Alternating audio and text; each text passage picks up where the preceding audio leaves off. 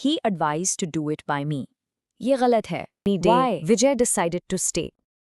इसका लॉजिकल मतलब अलग क्या अलग हेल्पिंग वर्ब्स एक ही मेन वर्ब को यूज कर रहे हो रूल तो 27 जिसको मैं फिक्स्ड जोड़ी रूल बोलता हूँ, इसको बस रट्टा जैसे मार लो. बेस्ट या टॉलेस्ट यूज नहीं करते. रूल सिंपल है. Greater than Delhi. यहाँ गलती क्या है?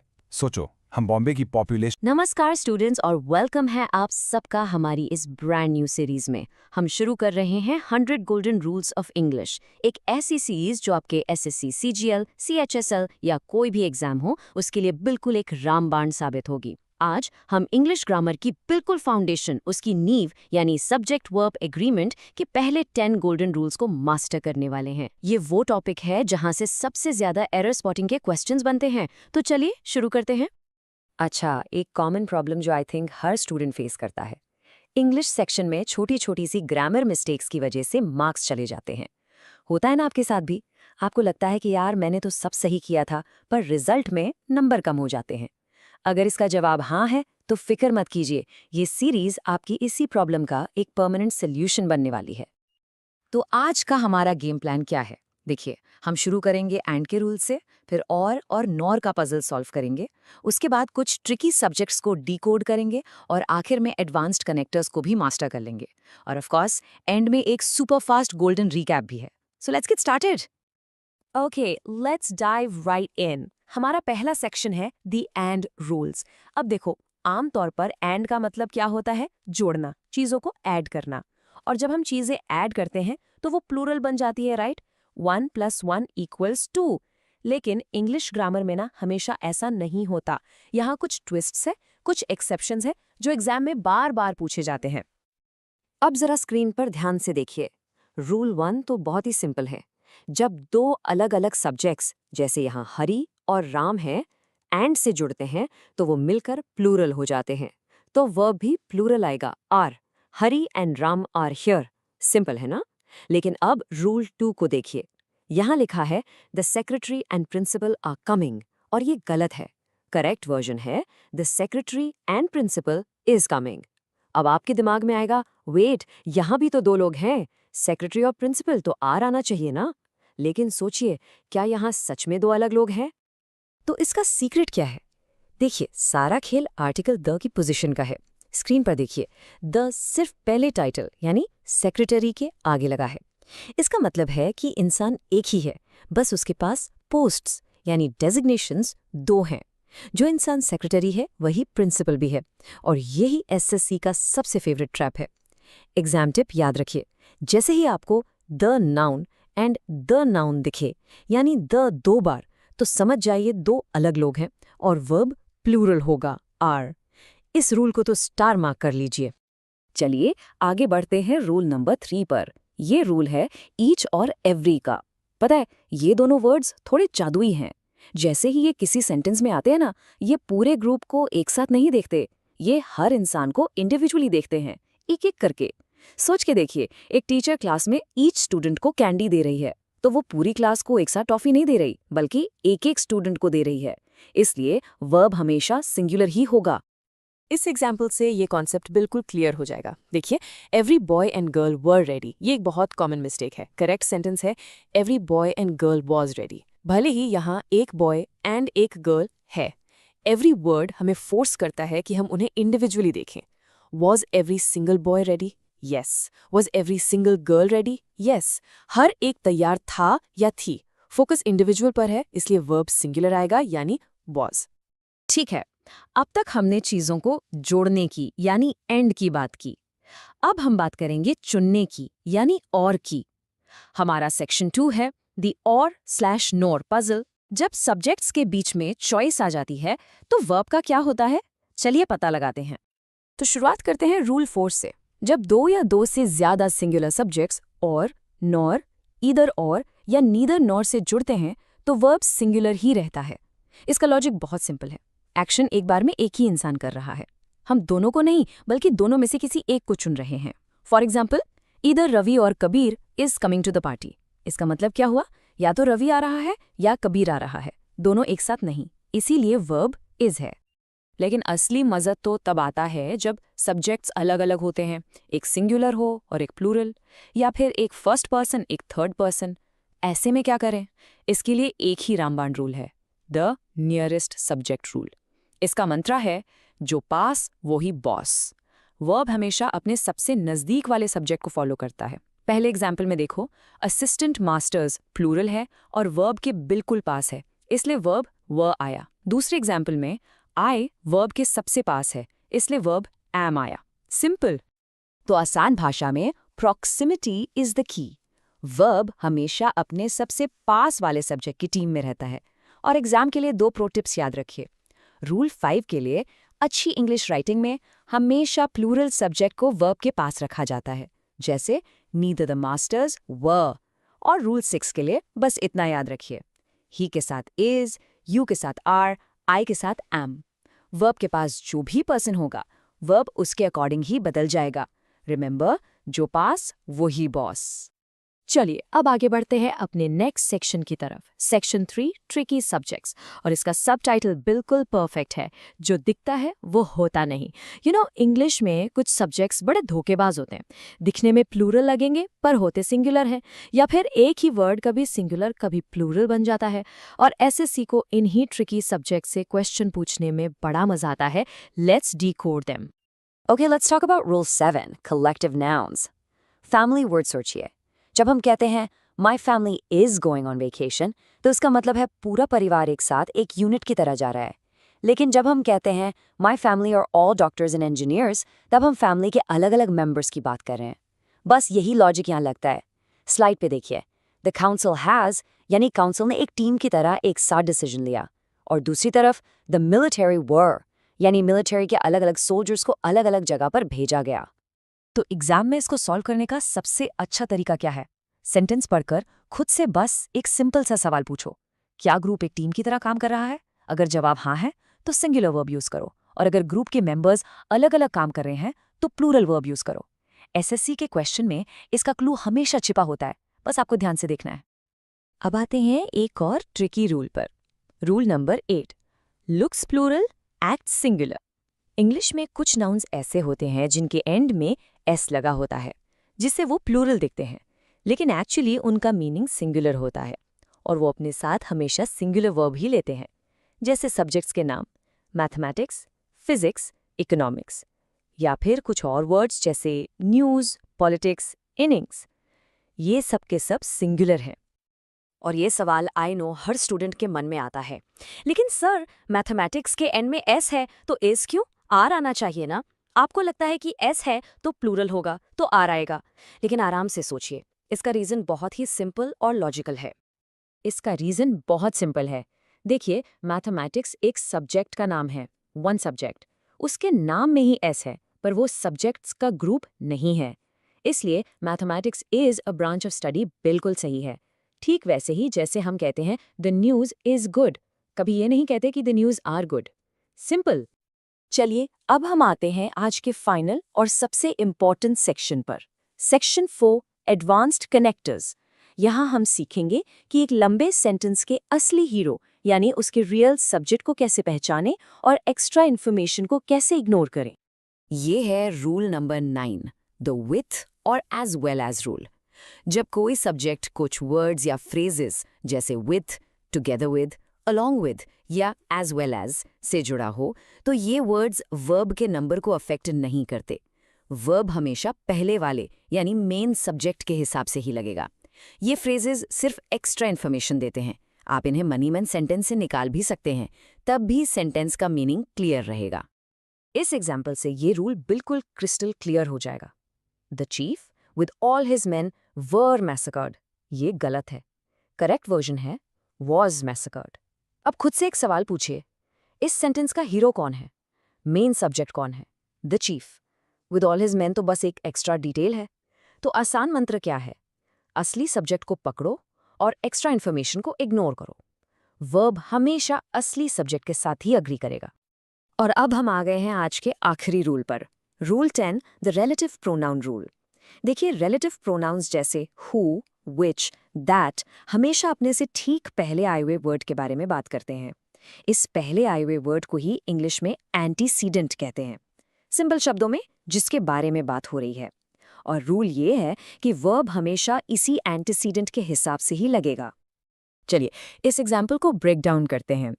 I who is your friend ये गलत है। सही है I who am your friend.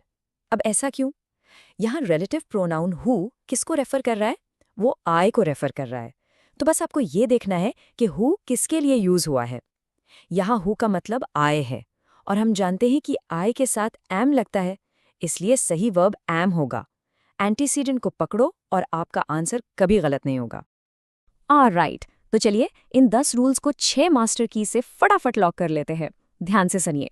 पहला, एंड 2 लोगों को जोड़ें तो प्लूरल, लेकिन द अगर एक बार हो तो सिंगुलर। दूसरा, ईच या एवरी दिखे तो आंख बंद करके सिंगुलर वर्ब। तीसरा, और या नॉर के केस में याद है ना, जो पास वही बॉस, वर्ब अपने पास वाले सब्जेक्ट के साथ जाएगा। चौथा, कलेक्टिव नाउन में यूनिटी है तो इज, डिविजन है तो आर। पांचवा, विथ जैसे एक्स्ट्रा वर्ड्स को इग्नोर करो, मेन सब्जेक्ट पे फोकस करो। और आखिरी, हु या दैट के केस में उसके पहले वाले वर्ड को देखो। परफेक्ट। तो ये थे सब्जेक्ट वर्ब अग्रीमेंट के पहले 10 golden rules. I really hope कि ये सब अब आपके लिए बिल्कुल क्लियर हो गए होंगे। अब आपके लिए एक सवाल है, इन 10 रूल्स में से आपको सबसे ज्यादा कंफ्यूज कौन सा रूल करता था? द कलेक्टिव नाउन वाला रूल या फिर द सेक्रेटरी एंड प्रिंसिपल वाला? मुझे नीचे कमेंट्स में जरूर बताइए। हम बहुत जल्द लौटेंगे इस सीरीज के पार्ट 2 के साथ, जिसमें हम रूल्स 11 से 20 कवर करेंगे। तब तक इन रूल्स को प्रैक्टिस करते रहिए। See you in the next one. Hello everyone, और चलिए शुरू करते हैं हमारी 100 golden rules of English grammar series की नेक्स्ट क्लास। आज हम कवर करने वाले हैं रूल्स 11 से लेकर 20 तक, और आज का topic infinitives and participles. SSC exams का आप कह सकते हैं one of the most favourite topics है। तो पूरे फोकस के साथ लेट्स बिगिन टुडेज क्लास। अच्छा, सबसे कॉमन प्रॉब्लम, सबसे बड़ा कंफ्यूजन जहां स्टूडेंट्स के मार्क्स जाते हैं, वो इसी सवाल में है। सर, वर्ब के साथ टू लगाना कब है और कब नहीं? कहीं हम कहते हैं ही वॉन्ट्स टू गो और कहीं हम कहते हैं ही मेड मी गो। ये टू का पूरा फंडा क्या है? ट्रस्ट मी, आज की इस क्लास के बाद ये कंफ्यूजन आपके लिए हमेशा के लिए खत्म हो जाएगा। ऑलराइट, तो ये है हमारा आज का रोड मैप। इन 10 रूल्स को हम रट्टा नहीं मारेंगे, बिल्कुल नहीं। हम इन्हें 3 लॉजिकल ग्रुप्स में समझकर याद करेंगे। सबसे पहले ग्रुप 1 में हम देखेंगे कि टू लगाना कब कंपलसरी है। फिर ग्रुप 2 में हम उन स्पेशल वर्ब से मिलेंगे जिनके साथ टू लगाना समझनो मना है। और आखिर में ग्रुप 3 में हम पार्टिसिपल्स के सबसे ट्रिकी रूल्स को डिकोड करेंगे। This structure will really help you remember these rules forever. तो हमारा अप्रोच बिल्कुल क्लियर है। हम रूल्स को सिर्फ लिस्ट नहीं करेंगे, we will understand them, we will understand the why and how behind them. ये फ्रेमवर्क आपके माइंड में एक क्लियर मैप क्रिएट कर देगा ताकि एग्जाम में क्वेश्चन देखते ही आपको एरर समझ आ जाए। So let's get started with a very first group. Okay, so welcome to group 1। इस ग्रुप के अंदर हम उन सारे वर्ब्स और सिचुएशंस को डिस्कस करेंगे जहां वर्ब से पहले टू लगाना, यानी टू इन्फिनिटिव, जो कि टू प्लस वर्ब की फर्स्ट फॉर्म होता है, यूज करना एब्सोल्यूटली कंपल्सरी है। यहां पर कोई इफ या बट नहीं है, ये रूल फॉलो करना ही करना है। तो ये है हमारा रूल नंबर 11। देखो, ये रूल हमें बताता है कि कुछ ऐसे स्पेशल वर्ब्स हैं जिनका एक्टिव वॉइस में एक फिक्स्ड स्ट्रक्चर होता है। इस स्ट्रक्चर को ना अपने दिमाग में लॉक कर लीजिए। पहले आएगा वर्ब, फिर उसके ठीक बाद आएगा एक ऑब्जेक्ट, और फिर आएगा टू प्लस वर्ब का फर्स्ट फॉर्म। ऐसा क्यों? क्योंकि ये वर्ब्स एक्शन को किसी पर ट्रांसफर करते हैं। अगर आप एडवाइस करोगे तो किसी को करोगे ना, इसलिए ऑब्जेक्ट का होना बहुत जरूरी है। और ये हैं वो ट्रिगर वर्ड्स। इन्हें आराम से देखिए। Ask, advise, allow, command, force, ये सारे वर्ब्स एसएससी के क्वेश्चंस में बार बार अगेन एंड अगेन रिपीट होते हैं। जैसे ही आपको सेंटेंस में इनमें से कोई भी वर्ब दिखे ना, आपके दिमाग में एक अलार्म बजना चाहिए। स्ट्रक्चर चेक करो, क्या verb plus object plus two infinitive का पैटर्न फॉलो हो रहा है? चलिए अब इसको एक प्रैक्टिकल एग्जाम्पल से देखते हैं। इनकरेक्ट सेंटेंस है he advise to do it by me. ये गलत है। वाई? सोचो। क्योंकि एडवाइस्ड के बाद डायरेक्ट टू डू आ गया। अरे भाई, एडवाइस किसको किया? Where is the object? Object is missing. Correct structure क्या है? He advised me to do it. अब देखा आपने, पहले वर्ब एडवाइज्ड, फिर ऑब्जेक्ट मी, और उसके बाद infinitive to do. That's the correct pattern. But wait a minute, हम इंग्लिश पढ़ रहे हैं तो एक्सेप्शंस तो होंगे ही, राइट? हमने एक्टिव वॉइस का रूल तो अच्छे से सीख लिया, पर जब यही सेंटेंस पैसिव वॉइस में लिखा जाता है तो गेम थोड़ा सा बदल जाता है और एग्जामिनर यहीं पर आपको कंफ्यूज करने की कोशिश करता है। Let's see how. ओके, अब यहाँ देखिए, सेंटेंस है she was permitted to go with him. यहाँ वॉज परमिटेड एक पैसिव वर्ब फॉर्म है। अब आप पूछेंगे सर, यहाँ ऑब्जेक्ट कहाँ गया? वेल, पैसिव वॉइस में क्या होता है, जो ऑब्जेक्ट होता है वही तो सेंटेंस का हीरो यानी सब्जेक्ट बन जाता है। यहाँ शी ही वो ऑब्जेक्ट है, इसलिए पैसिव वॉइस में इन वर्ब्स के ठीक बाद डायरेक्ट टू प्लस इन्फिनिटिव लग जाता है। इस पॉइंट को जरूर नोट डाउन कर लीजिए। चलिए आगे बढ़ते हैं अपने अगले रूल पर, रूल नंबर 12। ये रूल एक बहुत ही कॉमन और स्पेसिफिक वर्ब के बारे में है, द वर्ब नो। हम इसे डेली यूज करते हैं, लेकिन ग्रामर में जब इसके बाद कोई एक्शन बताना हो तो इसको यूज करने का एक स्पेशल तरीका है। यहाँ देखिए, अगर आप कहते हैं I know to write a letter, तो ये सुनने में शायद ठीक लगे, पर ग्रामेटिकली ये गलत है। The correct way is I know how to write a letter. Rule ये है कि नो के बाद हम डायरेक्ट इन्फिनिटिव नहीं यूज करते, हम बताते हैं कैसे, कहाँ या कब वो एक्शन करना है। सो नो के बाद हाउ, वेयर, व्हेन, व्हाई जैसे क्वेश्चन वर्ड्स आते हैं और फिर टू प्लस इन्फिनिटिव, जैसे I know where to go, he knows when to start. This structure is very important. Alright, अब हम आ गए हैं अपने सबसे इंटरेस्टिंग ग्रुप पर, group number 2, the bare infinitive squad. यहाँ हम उन वर्ब्स और सिचुएशंस की बात करेंगे जहाँ वर्ब से पहले टू लगाना बिल्कुल गलत है। It's a grammatical sin. Exam में यहाँ से बहुत सारे क्वेश्चंस आते हैं, so please pay close attention. इस ग्रुप में हम 5 मास्टर रूल्स को कवर करेंगे। पहला, कुछ वर्ब्स जैसे मेक, लेट, सी। दूसरा, ऑल द मॉडल वर्ब्स जैसे कैन और शुड। तीसरा, कुछ स्पेशल फ्रेजेस जैसे हैड बेटर। चौथा, कंजंक्शन थैन के बाद क्या करना है। और पांचवा, बट का एक बहुत ही स्पेशल केस। चलिए वन बाय वन इन सबको डिकोड करते हैं। Okay, so first up is rule 13। ये रूल है वर्ब्स ऑफ परसेप्शन के बारे में। परसेप्शन का मतलब ऐसे वर्ब्स जिसे हम कुछ होते हुए डायरेक्टली देखते हैं, सुनते हैं या फील करते हैं। और कॉजिटिव वर्ब्स जैसे मेक, जिससे हम किसी और से कोई काम करवाते हैं। इनके साथ टू इसलिए नहीं लगता क्योंकि एक्शन बिल्कुल डायरेक्ट होता है, बीच में टू की कोई जरूरत नहीं है। Here is the list. Let, bid, behold, watch, see, feel, make. ये 7 वर्ड्स आपके माइंड में प्रिंट हो जाने चाहिए। इनके बाद जब भी कोई दूसरा वर्ब आएगा वो हमेशा अपनी ओरिजिनल बेस फॉर्म में आएगा, बिना टू के। इसे ही हम कहते हैं bare infinitive. Look at example, I heard him to speak. ये बिल्कुल गलत है। क्यों? क्योंकि आपने उसे बोलते हुए सुना। You perceive the action directly. आपने टू स्पीक को नहीं सुना, आपने उसके स्पीक करने के एक्शन को सुना। इसलिए the correct sentence is I heard him speak on several subjects. और एग्जाम्पल सोचो, let me go, he made me understand, I saw him run. सब में bare infinitive. Let's move on to the next one, rule number 14, and this one is a universal golden rule. ये है modal auxiliaries के बारे में, जैसे कि can, could, may, might, shall, should, will, would, must. इन सब के बाद क्या आता है? Just think for a second. So the key point is modal verbs के बाद हमेशा, एंड आई रिपीट, हमेशा वर्ब का बेस फॉर्म यानी बेयर इन्फिनिटिव आता है। ये एक नॉन नेगोशिएबल रूल है, इसका कोई एक्सेप्शन नहीं। एग्जाम्पल देखिए, you need not to work hard, this is absolutely wrong. यहाँ पर नीड नॉट एक मॉडल की तरह यूज हो रहा है, इसलिए करेक्ट होगा you need not work hard. Simple, he can go not he can do go, she must study not she must to study. Okay, now for rule 15। English में कुछ फिक्स्ड फ्रेजेस होते हैं जिनके अपने रूल्स होते हैं। Had better, had rather, had sooner इन्हीं में से हैं। इनका मतलब होता है बेहतर होगा कि तुम ये करो। It's a way of giving very strong advice और a suggestion.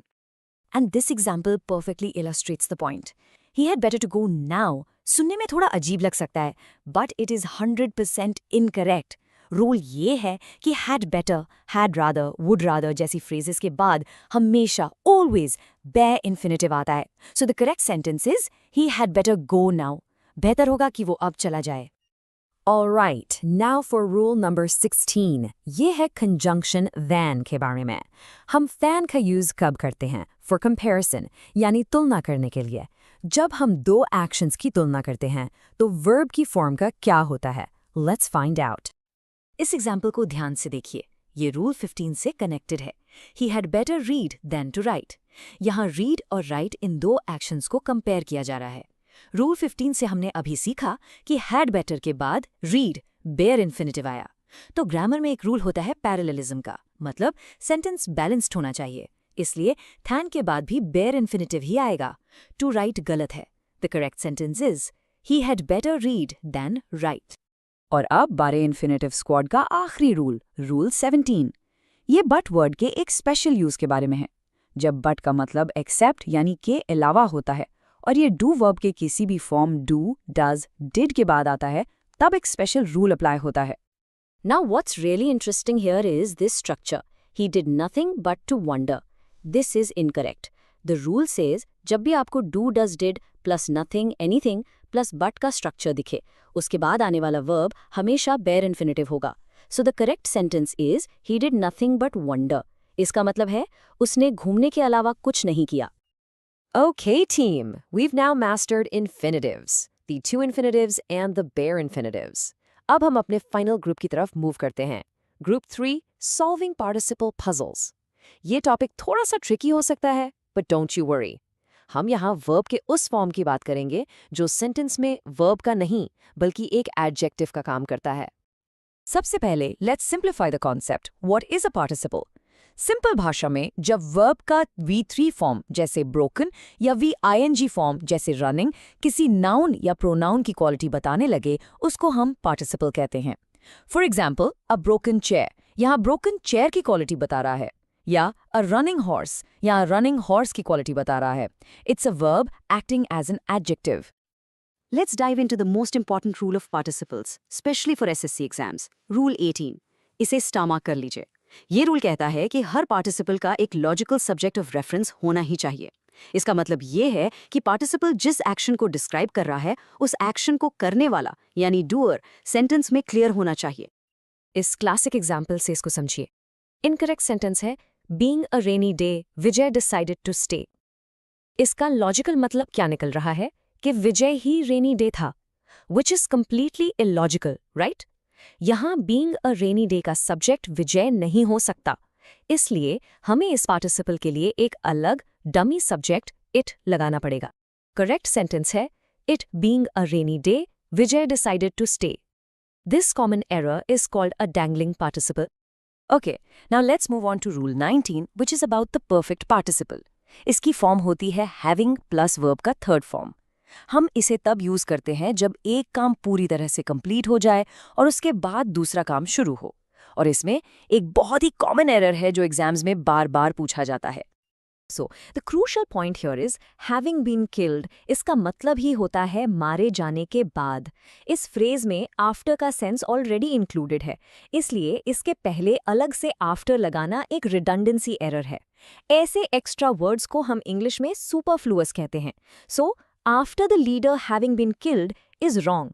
The correct form is the leader having been killed the followers ran away. Now in rule 18 हमने पढ़ा कि हर पार्टिसिपल को एक सब्जेक्ट चाहिए होता है, लेकिन रूल 20 हमें बताता है कि इस रूल के कुछ इंपॉर्टेंट एक्सेप्शंस हैं। कुछ पार्टिसिपल्स ऐसे हैं जो बिल्कुल इंडिपेंडेंट होते हैं, उन्हें किसी सब्जेक्ट ऑफ रेफरेंस की जरूरत नहीं होती and the sentence is still grammatically correct. Here's the exclusive list: considering, judging, referring, concerning, regarding, viewing, broadly speaking. इस छोटी सी लिस्ट को आपको मेमोराइज करना है। जब सेंटेंस इन वर्ड से शुरू होता है तो ये पूरे आगे के क्लॉज को मॉडिफाई करते हैं और इन्हें अपने लिए कोई स्पेसिफिक सब्जेक्ट नहीं चाहिए होता है। And this example brilliantly illustrates the exception. यहाँ देखिए, considering the case, I took the decision. अब अगर हम रूल 18 blindly अप्लाई करें तो लगेगा कि I ही कंसिडर कर रहा था, लेकिन यहाँ considering एक इंडिपेंडेंट फ्रेज की तरह काम कर रहा है। इसका मतलब है केस को देखते हुए या केस को ध्यान में रखते हुए। This sentence is absolutely correct and you'll see it often. Excellent work everyone! हमने 10 बहुत ही इंपॉर्टेंट रूल्स को 3 लॉजिकल ग्रुप्स में आसानी से समझ लिया है। चलिए अब एग्जाम में जाने से पहले एक क्विक फाइनल रिवीजन करते हैं, so that all these concepts are fresh in your mind. Okay, so this is your cheat sheet. Let's do a rapid fire. Group 1, to infinitive. Verbs जैसे एडवाइज, अलाउ और know के साथ how, when, what's the action, use 2 + V1। Group 2 bare infinitive, make, let, all modals, had better, than और but का special case, what's the action, use only V1 the bare infinitive, no to. And group 3 participles, हमेशा subject of reference check करना है, having + V3 के साथ after नहीं लगाना है और कंसिडरिंग वाली एक्सेप्शन लिस्ट को याद रखना है। The best way to master these rules is through practice. अब आप प्रीवियस ईयर क्वेश्चन पेपर्स उठाइए और इन रूल्स पर बेस्ड एरर स्पॉटिंग क्वेश्चंस को सॉल्व करना शुरू कीजिए। जितनी ज़्यादा आप प्रैक्टिस करेंगे उतना ही आपका कॉन्फिडेंस बिल्ड होगा। Remember, master the rules and you will definitely conquer the exam. Hello students, और स्वागत है आप सबका हमारी 100 golden rules of English series की इस अगली क्लास में। आज हम आगे बढ़ रहे हैं और कवर करने वाले हैं रूल नंबर 21 से लेकर रूल नंबर 30 तक। और मैं आपको बता दूं, एसएससी एग्जाम्स के लिए ये 10 रूल्स इतने ज़रूरी है ना कि इनमें से कोई ना कोई कॉन्सेप्ट आपको एग्जाम पेपर में दिखेगा ही दिखेगा। तो बिल्कुल फोकस हो जाइए और चलिए इन रूल्स को हमेशा के लिए पक्का करते हैं। देखिए आज हम क्या क्या करने वाले हैं। पहले हम समझेंगे सब्जेक्ट और वर्ब की टीम के रूल्स, फिर हम हेल्पिंग वर्ब्स को मास्टर करेंगे जो अक्सर कंफ्यूज करते हैं। उसके बाद हम एसएससी के सबसे फेवरेट टॉपिक यानी टाइम, टेंस एंड कंडीशंस पर आएंगे और आखिर में इन्फिनेटिव्स और जिरेंड्स के रूल्स को आसान बनाएंगे। लास्ट में एक क्विक रिकैप भी होगा। तो चलिए पहले सेक्शन से शुरुआत करते हैं। तो section 1 subject and verb team rules. अब इनको टीम क्यों बोलते हैं? क्योंकि भाई ये एक टीम के तरह ही काम करते हैं। जैसा सब्जेक्ट होगा वर्ब को भी वैसा ही होना पड़ेगा। ये इंग्लिश ग्रामर की नींव है, इसका फाउंडेशन है। स्टूडेंट्स अक्सर जल्दबाजी में सब्जेक्ट को ठीक से नहीं देखते और वर्ब गलत लगा देते हैं। चलिए देखते हैं कैसे। ओके, तो आपके सामने है पहला चैलेंज। स्क्रीन पर जो सेंटेंस है उसे ध्यान से पढ़िए। 3 killed and 1 were injured। हो सकता है पढ़ने में ये ठीक ठाक लगे, लेकिन इसमें ग्रामर का एक बहुत कॉमन एरर है। जरा दिमाग पर जोर डालिए, क्या आप उसे पकड़ पाए? ये एग्जाम में बार बार आने वाला ट्रैप है। सोचो सोचो। तो पकड़ में आई गलती? यही है हमारा रूल नंबर 21। देखिए, यहाँ 2 अलग अलग सब्जेक्ट्स हैं। पहला है 3 जो कि प्लूरल है यानी एक से ज्यादा। दूसरा है 1 जो कि सिंगुलर है। रूल बिल्कुल सिंपल है, अगर सब्जेक्ट्स अलग हैं तो उनके हेल्पिंग वर्ब्स भी अलग अलग होंगे। 3 के लिए प्लूरल वर्ब वर लगेगा और 1 के लिए सिंगुलर वर्ब was लगेगा। इसलिए करेक्ट सेंटेंस है 3 were killed and 1 was injured। Simple. चलिए अब अगला सेंटेंस देखते हैं। I am 17 years old and my sister 14। अब आप कहोगे सर इसमें क्या गलत है, हम तो रोज ऐसे ही बोलते हैं। बिल्कुल, बोलने में ये एकदम ठीक लगता है, लेकिन एसएससी का एग्जाम बोलने वाली इंग्लिश नहीं लिखने वाली इंग्लिश चेक करता है और एग्जामिनर जानता है कि आप यही गलती करोगे। जरा सोचिए इसमें क्या चीज़ मिसिंग है। और यही है हमारा रूल नंबर 22। यहाँ भी 2 सब्जेक्ट्स हैं। पहला सब्जेक्ट आई है जिसके साथ एम लगता है, दूसरा सब्जेक्ट माई सिस्टर है जिसके साथ इज लगता है। रूल ये कहता है कि जब दोनों सब्जेक्ट्स के लिए वर्ब की फॉर्म अलग अलग हो तो आपको दोनों के लिए उनका वर्ब लिखना ही पड़ेगा। आप लेजी नहीं हो सकते। इसलिए and my sister is 14 he correct है। याद रखिएगा एग्जाम में हर एक वर्ड की कीमत होती है। अब हम आते हैं सेक्शन 2 पर, मास्टरिंग हेल्पिंग वर्ब्स। ये जो छोटे छोटे शब्द हैं ना, is, am, are, has, have, will, do, यही इंग्लिश ग्रामर के असली हीरो भी हैं और विलन भी। इनको आगे पीछे करने से ही एसएससी सबसे ज्यादा क्वेश्चंस बनाता है। चलिए देखते हैं इनकी कुछ और करामातें। जरा इस सेंटेंस को देखिए। He never has and never will take such strong measures. यहाँ 2 हेल्पिंग वर्ब्स हैं, हैज और विल, लेकिन इन दोनों के लिए मेन वर्ब एक ही यूज किया गया है, टेक। अब आप चेक करो, क्या टेक दोनों हेल्पिंग वर्ब्स के साथ आराम से फिट हो रहा है? विल टेक तो बिल्कुल सही है, लेकिन क्या हैज टेक सही है? कुछ अजीब नहीं लग रहा सुनने में? बिल्कुल सही पकड़ा। यही है रूल नंबर 23। जब 2 अलग अलग हेल्पिंग वर्ब्स एक ही मेन वर्ब को यूज कर रहे हों तो उस मेन वर्ब को दोनों की शर्तें पूरी करनी पड़ती हैं। विल कहता है कि मुझे तो वर्ब की फर्स्ट फॉर्म V1 चाहिए यानी टेक, लेकिन हैज कहता है कि मैं तो हमेशा वर्ब की थर्ड फॉर्म V3 ही लेता हूं यानी टेकन। इसलिए हमें हैज की शर्त पूरी करने के लिए टेकन अलग से लिखना पड़ेगा। Correct sentence, he never has taken and never will take. ठीक है, अगला सवाल ये थोड़ा सा ट्रिकी है। 10 कैंडिडेट्स हैव पास्ड, 1 फेल्ड। इसको पढ़ो।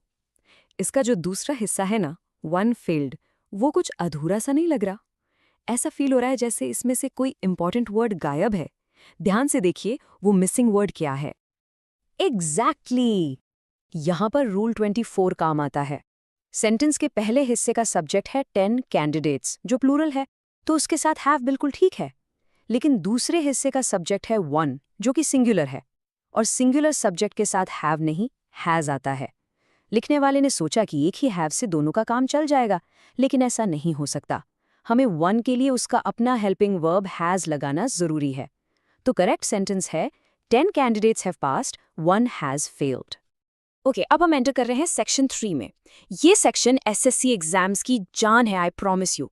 टाइम, टेंस एंड कंडीशंस, यहाँ से सबसे ज़्यादा क्वेश्चंस आते हैं। हम यहाँ सीखेंगे कि टेंसेस की ट्रेन आगे पीछे कैसे चलती है और लेस्ट जैसे स्पेशल वर्ड्स के क्या रूल्स हैं।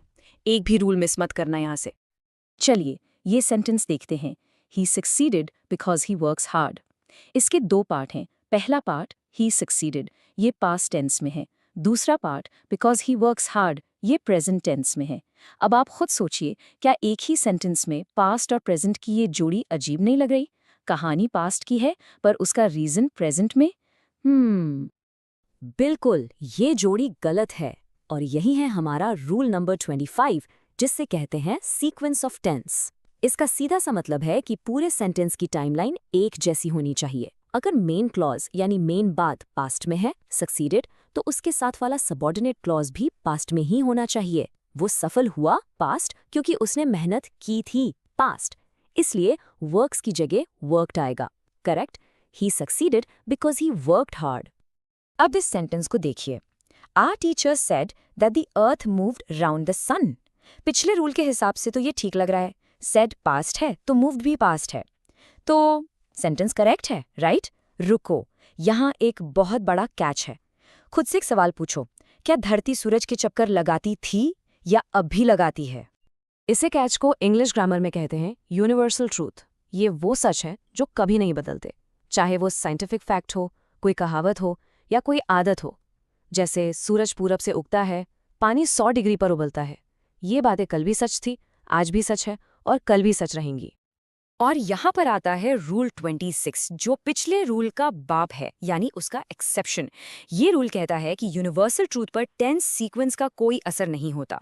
भले ही टीचर ने ये बात पास्ट में कही थी, सेड, लेकिन सच्चाई तो आज भी वही है। इसलिए यूनिवर्सल ट्रूथ्स हमेशा सिंपल प्रेजेंट टेंस में ही लिखे जाते हैं।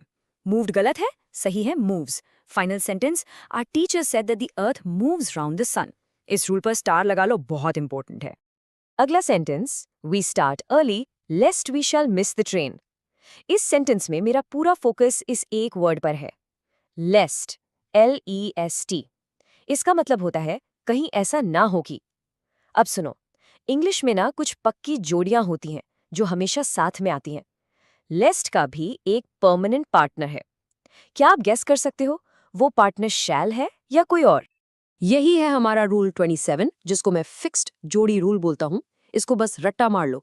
लेस्ट के बाद दुनिया इधर की उधर हो जाए, हमेशा शुड ही आएगा। ना विल, ना शैल, ना मे, कुछ नहीं, सिर्फ और सिर्फ शुड। एग्जामिनर आपको विल या शैल देकर ही कंफ्यूज करेगा, पर आपको याद रखना है लेस्ट के साथ should. Correct sentence, we start early lest we should miss the train. चलिए अब हम आ गए हैं अपने आखिरी सेक्शन पर, द इन्फिनेटिव एंड जेरेंड मेज। इनके नाम सुनकर डरना मत। इन्फिनेटिव मतलब टू के साथ वर्ब की फर्स्ट फॉर्म, और जेरेंड मतलब वर्ब की फर्स्ट फॉर्म के साथ ING। इनके रूल्स थोड़े से ट्रिकी हैं, लेकिन ट्रस्ट मी, अभी इनका पूरा मेज हम सॉल्व कर देंगे। इस सेंटेंस को देखिए, I hoped to immediately reply to your letter. यहाँ पर टू और रिप्लाई एक जोड़ी है, लेकिन इनकी बीच में इमीडिएटली आ गया है। ये एक कबाब में हड्डी जैसा है। क्या टू और वर्ब के बीच में इस तरह किसी तीसरे को आने की इजाजत है? बिल्कुल नहीं, और यही है हमारा रूल नंबर 28। टू और वर्ब की फर्स्ट फॉर्म यानी इन्फिनेटिव एक ऐसी पक्की जोड़ी है जिसके बीच में कोई नहीं आ सकता। जब हम इनके बीच में कोई एडवर्ब डाल देते हैं तो इस गलती को इंग्लिश में कहते हैं स्प्लिट इन्फिनेटिव, और ये एक एरर है। रूल सिंपल है, इस जोड़ी को मत तोड़ो। एडवर्ब को या तो इससे पहले रखो या इसके बाद। यहाँ टू रिप्लाई इमीडिएटली बिल्कुल सही है। अगला सेंटेंस देखो, पढ़ो इसको। I should have liked to have gone there. सुनने में ही कितना भारी और अजीब लग रहा है ना। यहाँ पर हैव दो बार आ रहा है, शुड हैव लाइक्ड में भी और टू हैव गॉन में भी। क्या यहाँ पर शब्दों को फालतू में रिपीट नहीं किया जा रहा? बिल्कुल, यही है रूल 29 जो कहता है कि फालतू के वर्ड्स यूज मत करो। देखो, जब आपने आई शुड हैव लाइक्ड बोल दिया तो आपने पहले ही बता दिया कि बात पास्ट की हो रही है, तो फिर से टू हैव गॉन बोलकर दोबारा पास बताने की क्या जरूरत है? ये अननेसेसरी रेपिटिशन है। सिंपल प्रेजेंट इन्फिनिटिव यानी टू गो यहाँ पर बिल्कुल सही है। Correct sentence, I should have like to go there. Simple, साफ और करेक्ट। और अब आज का आखिरी रूल सेंटेंस है ही एम्फसाइज्ड मी गोइंग देयर। इसमें गोइंग एक जेरेंड है। जेरेंड यानी V1 प्लस ING जब एक नाउन का काम करे। सवाल यहाँ ये है कि जेरेंड गोइंग से पहले जो प्रोनाउन मी लगा है, क्या वो अपनी सही फॉर्म में है? यही है हमारा रूल नंबर 30 और रूल कहता है कि जेरेंड से पहले हमेशा पोजेसिव प्रोनाउन आना चाहिए। अब इसका लॉजिक समझो। उसने किस चीज पर जोर दिया, मुझ पर या मेरे जाने पर? उसने जाने के एक्शन पर जोर दिया, और वो जाना किसका था? मेरा। इसलिए मी गोइंग गलत है, माई गोइंग सही है। हमेशा याद रखिए, his singing, her dancing, our playing, their fighting. तो चलिए 1 मिनट में सारे 10 रूल्स रिवाइज करते हैं। रूल 21 और 22 अलग सब्जेक्ट अलग वर्ब। रूल 23 और 24 हेल्पिंग वर्ब्स की दोस्ती ठीक से निभाओ। रूल 25 और 26 टेंस में पास्ट के साथ पास्ट, लेकिन यूनिवर्सल ट्रूथ हमेशा प्रेजेंट। रूल 27 की पक्की जोड़ी, लेस्ट के साथ शुड। रूल 28 टू और वर्ब के बीच में मत आओ। रूल 29 फालतू के वर्ड्स हटाओ। और रूल 30 जेरेंड से पहले माई, हिज, हर लगाओ। आई होप ये सब अब आपके दिमाग में बिल्कुल क्लियर हो गया है। तो स्टूडेंट्स, आज हमने 10 और बहुत इंपॉर्टेंट रूल्स सीख लिए हैं। अब आपका काम है मुझे कमेंट्स में बताओ कि कौन सा रूल आपको सबसे ज्यादा हेल्पफुल लगा। लेकिन असली काम अब शुरू होगा। देखो, सिर्फ क्लास देखने से सिलेक्शन नहीं होता। आज ही इन 10 रूल से रिलेटेड कम से कम 20 से 30 क्वेश्चंस प्रैक्टिस करो। जितनी ज्यादा प्रैक्टिस करोगे उतना ही कॉन्फिडेंस आएगा। Hello students, welcome. हम अपनी 100 golden rules of English grammar की सीरीज को आगे बढ़ाते हैं। आज हम कवर करेंगे रूल्स 31 से 40 जो SSC एग्जाम्स के लिए सुपर इंपॉर्टेंट हैं। चलिए लेट्स डाइव इनटू दिस। ये है आज की क्लास का रोड मैप। हम पहले टेंसेस और वर्ब्स के रूल्स देखेंगे, फिर एडजेक्टिव्स के, उसके बाद एक छोटा सा टेस्ट लेंगे और एंड में सब कुछ क्विकली रिवाइज करेंगे। चलिए शुरू करते हैं हमारे पहले सेक्शन से। ये रूल्स एक्शन वर्ड्स यानी वर्ब्स और उनके टाइम यानी टेंसेस से रिलेटेड हैं। इनको ध्यान से समझना। सबसे पहले रूल 31 स्क्रीन पर देखिए। अक्सर स्टूडेंट्स ये गलती करते हैं। करेक्ट सेंटेंस है हैव यू बीन वर्किंग। आइए जानते हैं क्यों। सो द क्रूशियल पॉइंट इज, जब कोई काम पास्ट में शुरू हुआ और अभी भी चल रहा है, तब हम present perfect continuous tense use करते हैं। हाउ लॉन्ग पूछ रहा है कि कब से काम कर रहे हो, इसलिए हैव बीन वर्किंग आएगा। Now let's move to rule 32। ये एक बहुत ही सिंपल और कॉमन रूल है। फॉर कम लेट बिल्कुल गलत है, सही है फॉर कमिंग लेट। रूल ये है कि किसी भी प्रेपोजिशन के बाद अगर कोई वर्ब आता है तो वो हमेशा जेरेंड फॉर्म यानी V1 प्लस ING में होगा। जैसे he is good at playing cricket, ना कि एट प्ले क्रिकेट। नोट कर लीजिए। अगला रूल देखते हैं, रूल 33। एग्जाम में ये एरर बहुत बार पूछा जाता है। कंडीशनल या टाइम क्लॉज में विल नहीं आता। याद रखिए, जब भी सेंटेंस का एक हिस्सा कंडीशन या टाइम बता रहा हो, उस हिस्से में विल या शैल का यूज नहीं होता। उसकी जगह सिंपल प्रेजेंट टेंस यूज होता है। Let's look at rule 34। इसमें 2 इंपॉर्टेंट कॉन्सेप्ट्स हैं। पहला, येस्टरडे जैसे पास्ट एडवर्ब्स के साथ पास्ट इंडेफिनिट आता है, हैव बॉट नहीं। दूसरा, जब पास्ट में 2 काम हुए तो क्या करना है। Now what's really interesting about this slide is the sequence. जो काम पहले हुआ, ट्रेन का जाना, उसके लिए पास्ट परफेक्ट यानी हैड लेफ्ट यूज करेंगे, और जो काम बाद में हुआ, मेरा स्टेशन पहुंचना, उसके लिए पास्ट इंडेफिनिट यानी रीच्ड यूज करेंगे। रूल 35 काफी सिंपल है। हम 2 मॉडल ऑक्सिलरीज जैसे शुड, मस्ट, कैन, मे को एक साथ यूज नहीं कर सकते हैं। उनको कनेक्ट करने के लिए हमें बीच में एंड जैसा कंजंक्शन लगाना पड़ेगा। So he should and must do it is the correct way. Let's move to rule 36। ये थोड़ा ट्रिकी है। ध्यान से नीड्स और नीड का डिफरेंस देखिए। नॉट के साथ एस हट जाता है। जब भी नीड या डेयर के आगे नॉट लगता है तो वो मॉडल बन जाता है, और इस सिचुएशन में हम नीड्स नॉट नहीं, नीड नॉट यूज करते हैं। इसके बाद वर्ब की फर्स्ट फॉर्म आती है। ग्रेट। अब हम आते हैं हमारे सेकेंड सेक्शन पर, जो एडजेक्टिव्स के कुछ बहुत इंपॉर्टेंट रूल्स कवर करेगा। एग्जाम में ये गलती बिल्कुल नहीं करनी है। रूल 37 और 38 को एक साथ समझें। जिनको गिन नहीं सकते, अनकाउंटेबल, जैसे राइस, वाटर, नॉलेज, उनके लिए मच, लिटिल, सम यूज होता है। जिनको गिन सकते हैं, काउंटेबल, जैसे बुक्स, फ्रेंड्स, थिंग्स, उनके लिए मैनी और फ्यू यूज होता है। Let's look at rule 39। यहाँ ऑर्डर का प्रॉब्लम है। 4 फर्स्ट गलत है, फर्स्ट 4 सही है। आइए इसका रूल देखते हैं। रूल सिंपल है। OC, ordinal comes before cardinal. पहले पोजीशन या ऑर्डर फर्स्ट आएगा, उसके बाद नंबर या काउंट 4 आएगा। And our last rule for today, rule 40। Letter और लैटर में बहुत कंफ्यूजन होता है। लेटर, टी फॉर टाइम का मतलब है देर से, लैटर का मतलब है बाद वाला, दो चीजों में से दूसरा। चलिए, अब टाइम है एक क्विक टेस्ट का। मैं आपको 2 सेंटेंसेस दूंगा, आपको उसमें एरर स्पॉट करना है। रेडी? पहला सेंटेंस स्क्रीन पर है, सोचकर बताइए इसमें क्या गलती है।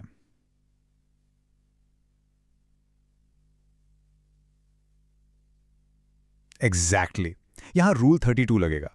ऑन एक प्रेपोजिशन है, इसलिए गो के जगह गोइंग आएगा। Correct is he insists on going there. दूसरा सेंटेंस देखिए, इसमें एरर स्पॉट कीजिए। शाबाश, ये रूल 33 का केस है। व्हेन एक टाइम क्लॉज है, इसलिए विल बी की जगह सिर्फ इज आएगा। Correct is when the dinner is ready. And this brilliantly illustrates a summary of everything we learn today. आप इसका एक स्क्रीनशॉट ले सकते हैं, यह आपके रिवीजन के लिए परफेक्ट है। इन सभी रूल्स को बार बार रिवाइज कीजिए। तो स्टूडेंट्स, याद रखिए, इन रूल्स को जानना काफी नहीं है, इनकी प्रैक्टिस करना जरूरी है। प्रीवियस ईयर क्वेश्चन सॉल्व कीजिए। हम आपसे मिलेंगे अगले एक्सप्लेनर में। हेलो एंड वेलकम स्टूडेंट्स, आप सभी का बहुत बहुत स्वागत है हमारी special series 100 golden English rules में। मैं हूं आपका होस्ट और आज हम आगे बढ़ने वाले हैं और कवर करेंगे 10 super important rules, rule number 41 से लेकर 50 तक। याद रखिए, ये रूल्स आपके एसएससी सीजीएल, सीएचएसएल या कोई भी कॉम्पिटिटिव एग्जाम हो उसके लिए बिल्कुल बैकबोन है। तो चलिए पूरे जोश और फोकस के साथ आज की क्लास शुरू करते हैं। देखिए, एक सच बात बताऊं, इंग्लिश सेक्शन में सबसे ज्यादा मार्क्स या तो कॉमन एरर्स में कटते हैं या फिर बनते।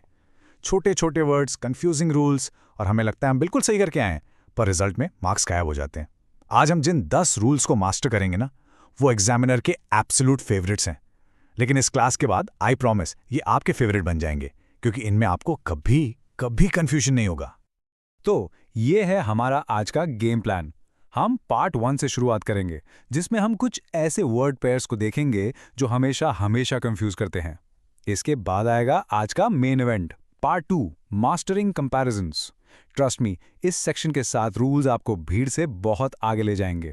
और लास्ट में हम एक सुपर फास्ट रिवीजन करेंगे, ताकि सब कुछ आपके दिमाग में एकदम फिट हो जाए। रेडी? Let's go.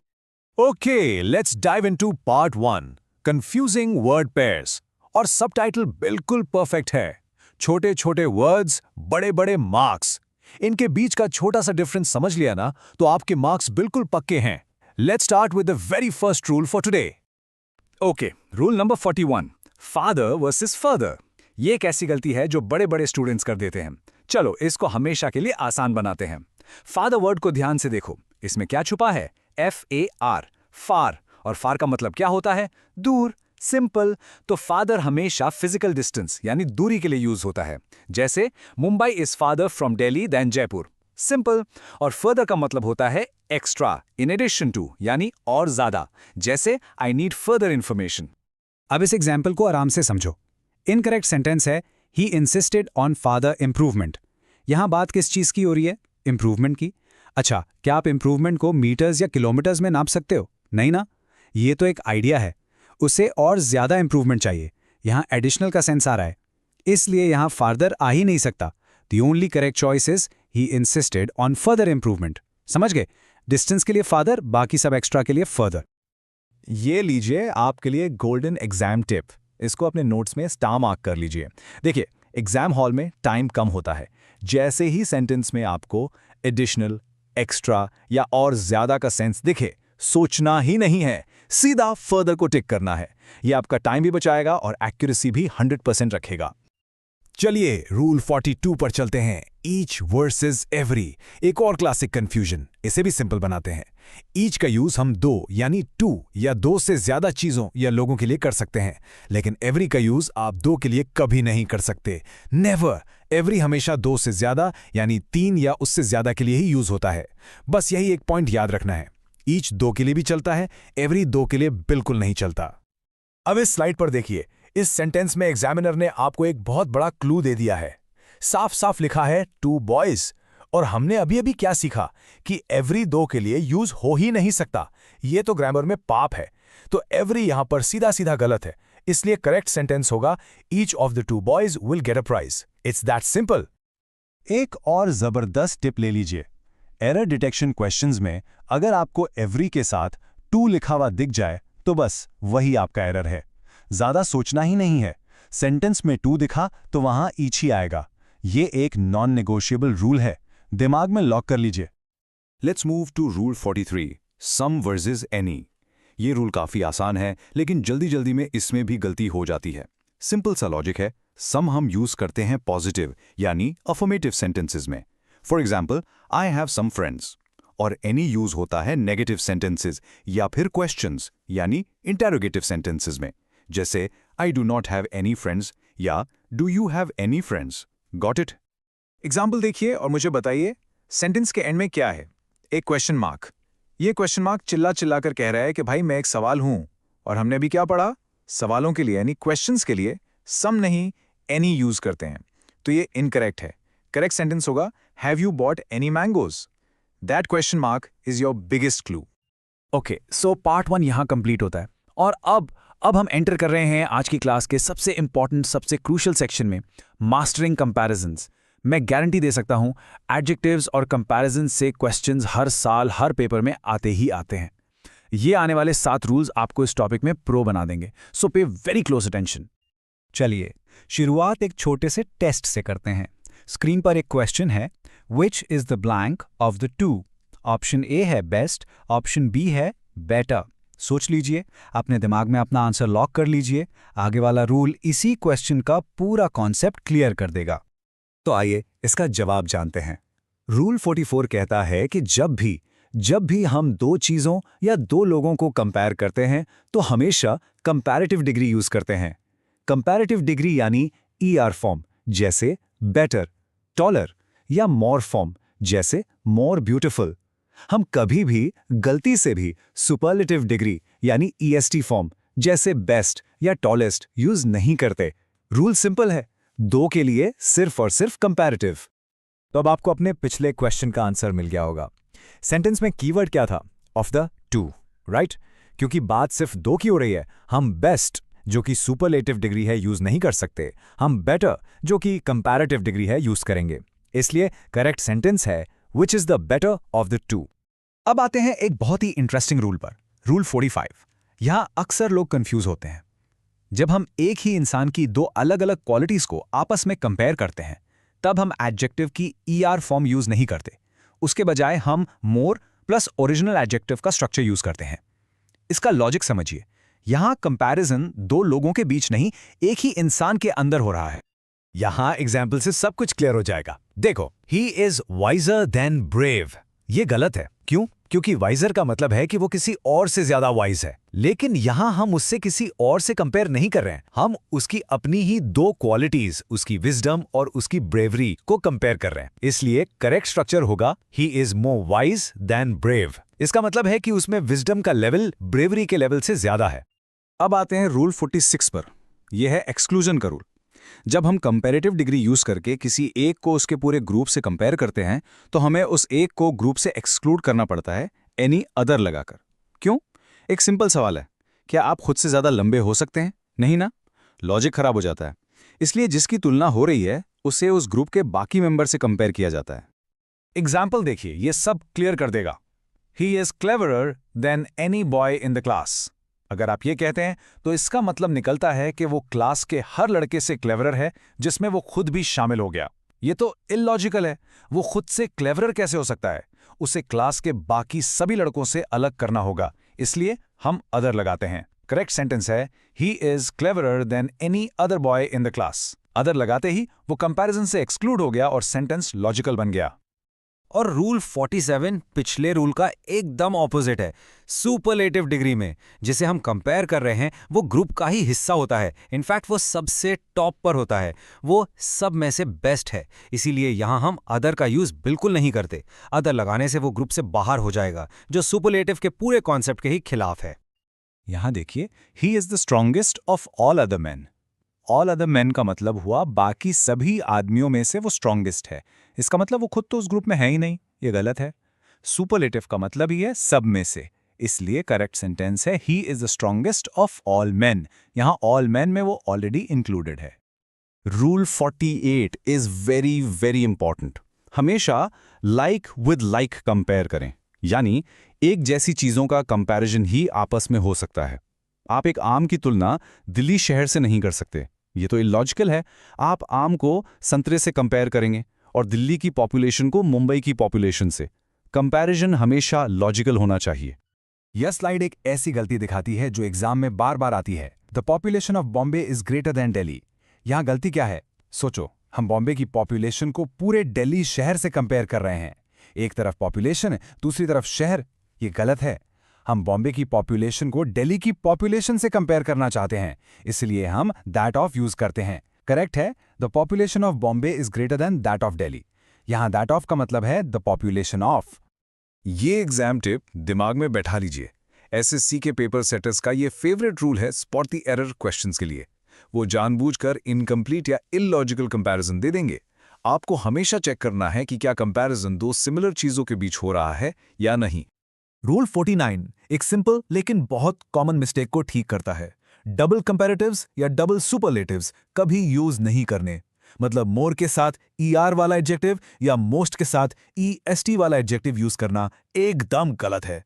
इन्हें हम सुपरफ्लुअस एक्सप्रेशन कहते हैं। सुपरफ्लुअस यानी जरूरत से ज्यादा या सिंपली फालतू।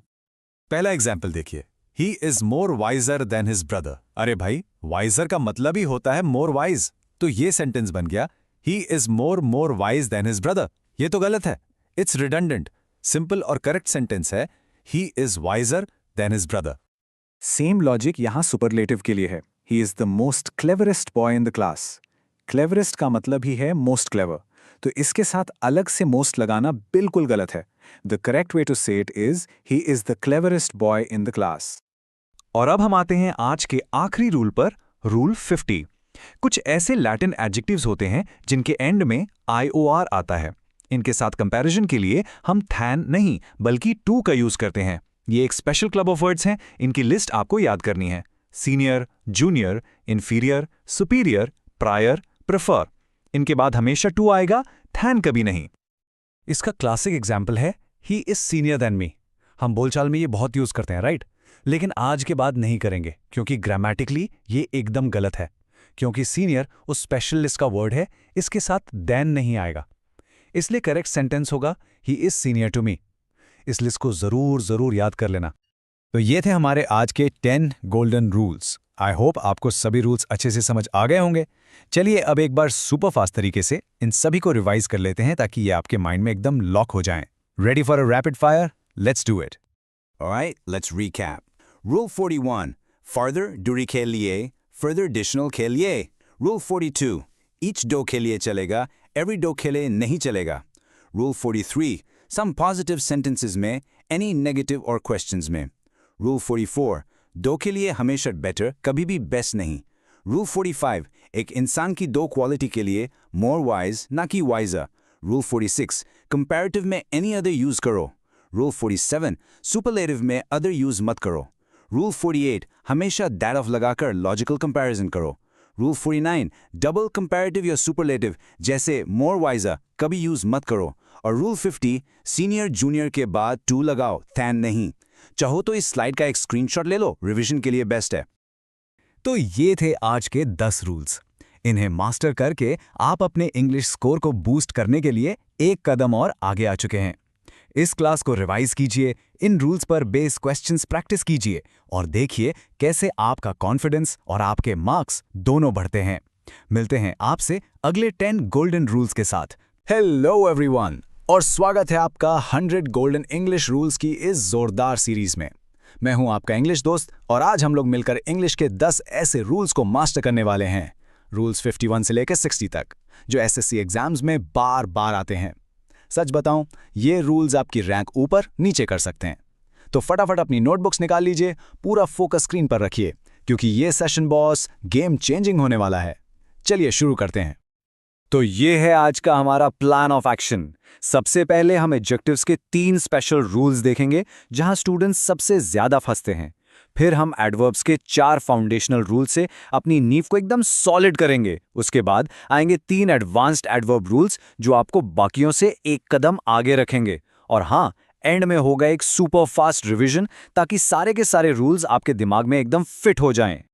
ऑलराइट, तो चलिए शुरू करते हैं सेक्शन 1 से, एडजेक्टिव के स्पेशल रूल्स। देखो, एग्जाम में एग्जामिनर का एक ही काम है, आपको कंफ्यूज करना, और एडजेक्टिव्स उनका फेवरेट हथियार है। लेकिन चिंता मत करो, हम इन रूल्स को इतनी अच्छी तरह से समझेंगे कि आप क्वेश्चन देखते ही एरर को पकड़ लोगे। Let's start with the very first trap, rule number 51। Screen पर देखिए, it is the most unique thing. सुनने में तो काफी कूल लगता है, आम बोलचाल में लोग यूज भी करते हैं, बट ग्रामर की नजर से देखें तो यहाँ एक बहुत बड़ी गड़बड़ है। जरा सोचिए, क्या गलत हो सकता है इसमें। एसएससी के सेंटेंस इंप्रूवमेंट सेक्शन में ऐसी ही चीजें आती हैं और इसके पीछे का लॉजिक ही है हमारा रूल 51। तो कॉन्सेप्ट है एब्सोल्यूट एडजेक्टिव्स का। दोस्तों, इंग्लिश में कुछ एडजेक्टिव्स ऐसे हैं जो अपने आप में ही कंप्लीट है, 100% है, जैसे unique, perfect, ideal, complete, round, extreme. सोचो ना, जो चीज यूनिक है उसका मतलब ही है कि उसके जैसा कोई और है ही नहीं, तो वो मोर यूनिक या मोस्ट यूनिक कैसे हो सकती है? इम्पॉसिबल। जो चीज परफेक्ट है उससे ज्यादा परफेक्ट क्या होगा? जो चीज राउंड है वो थोड़ी मोर राउंड हो सकती है क्या? नहीं ना। बस यही लॉजिक है, इनकी कोई डिग्री नहीं होती। इसीलिए मोस्ट यूनिक कहना एक ग्रामेटिकल ब्लेंडर है, एक बहुत बड़ी गलती। सही सेंटेंस होगा सीधा सा, it is a unique thing, बस।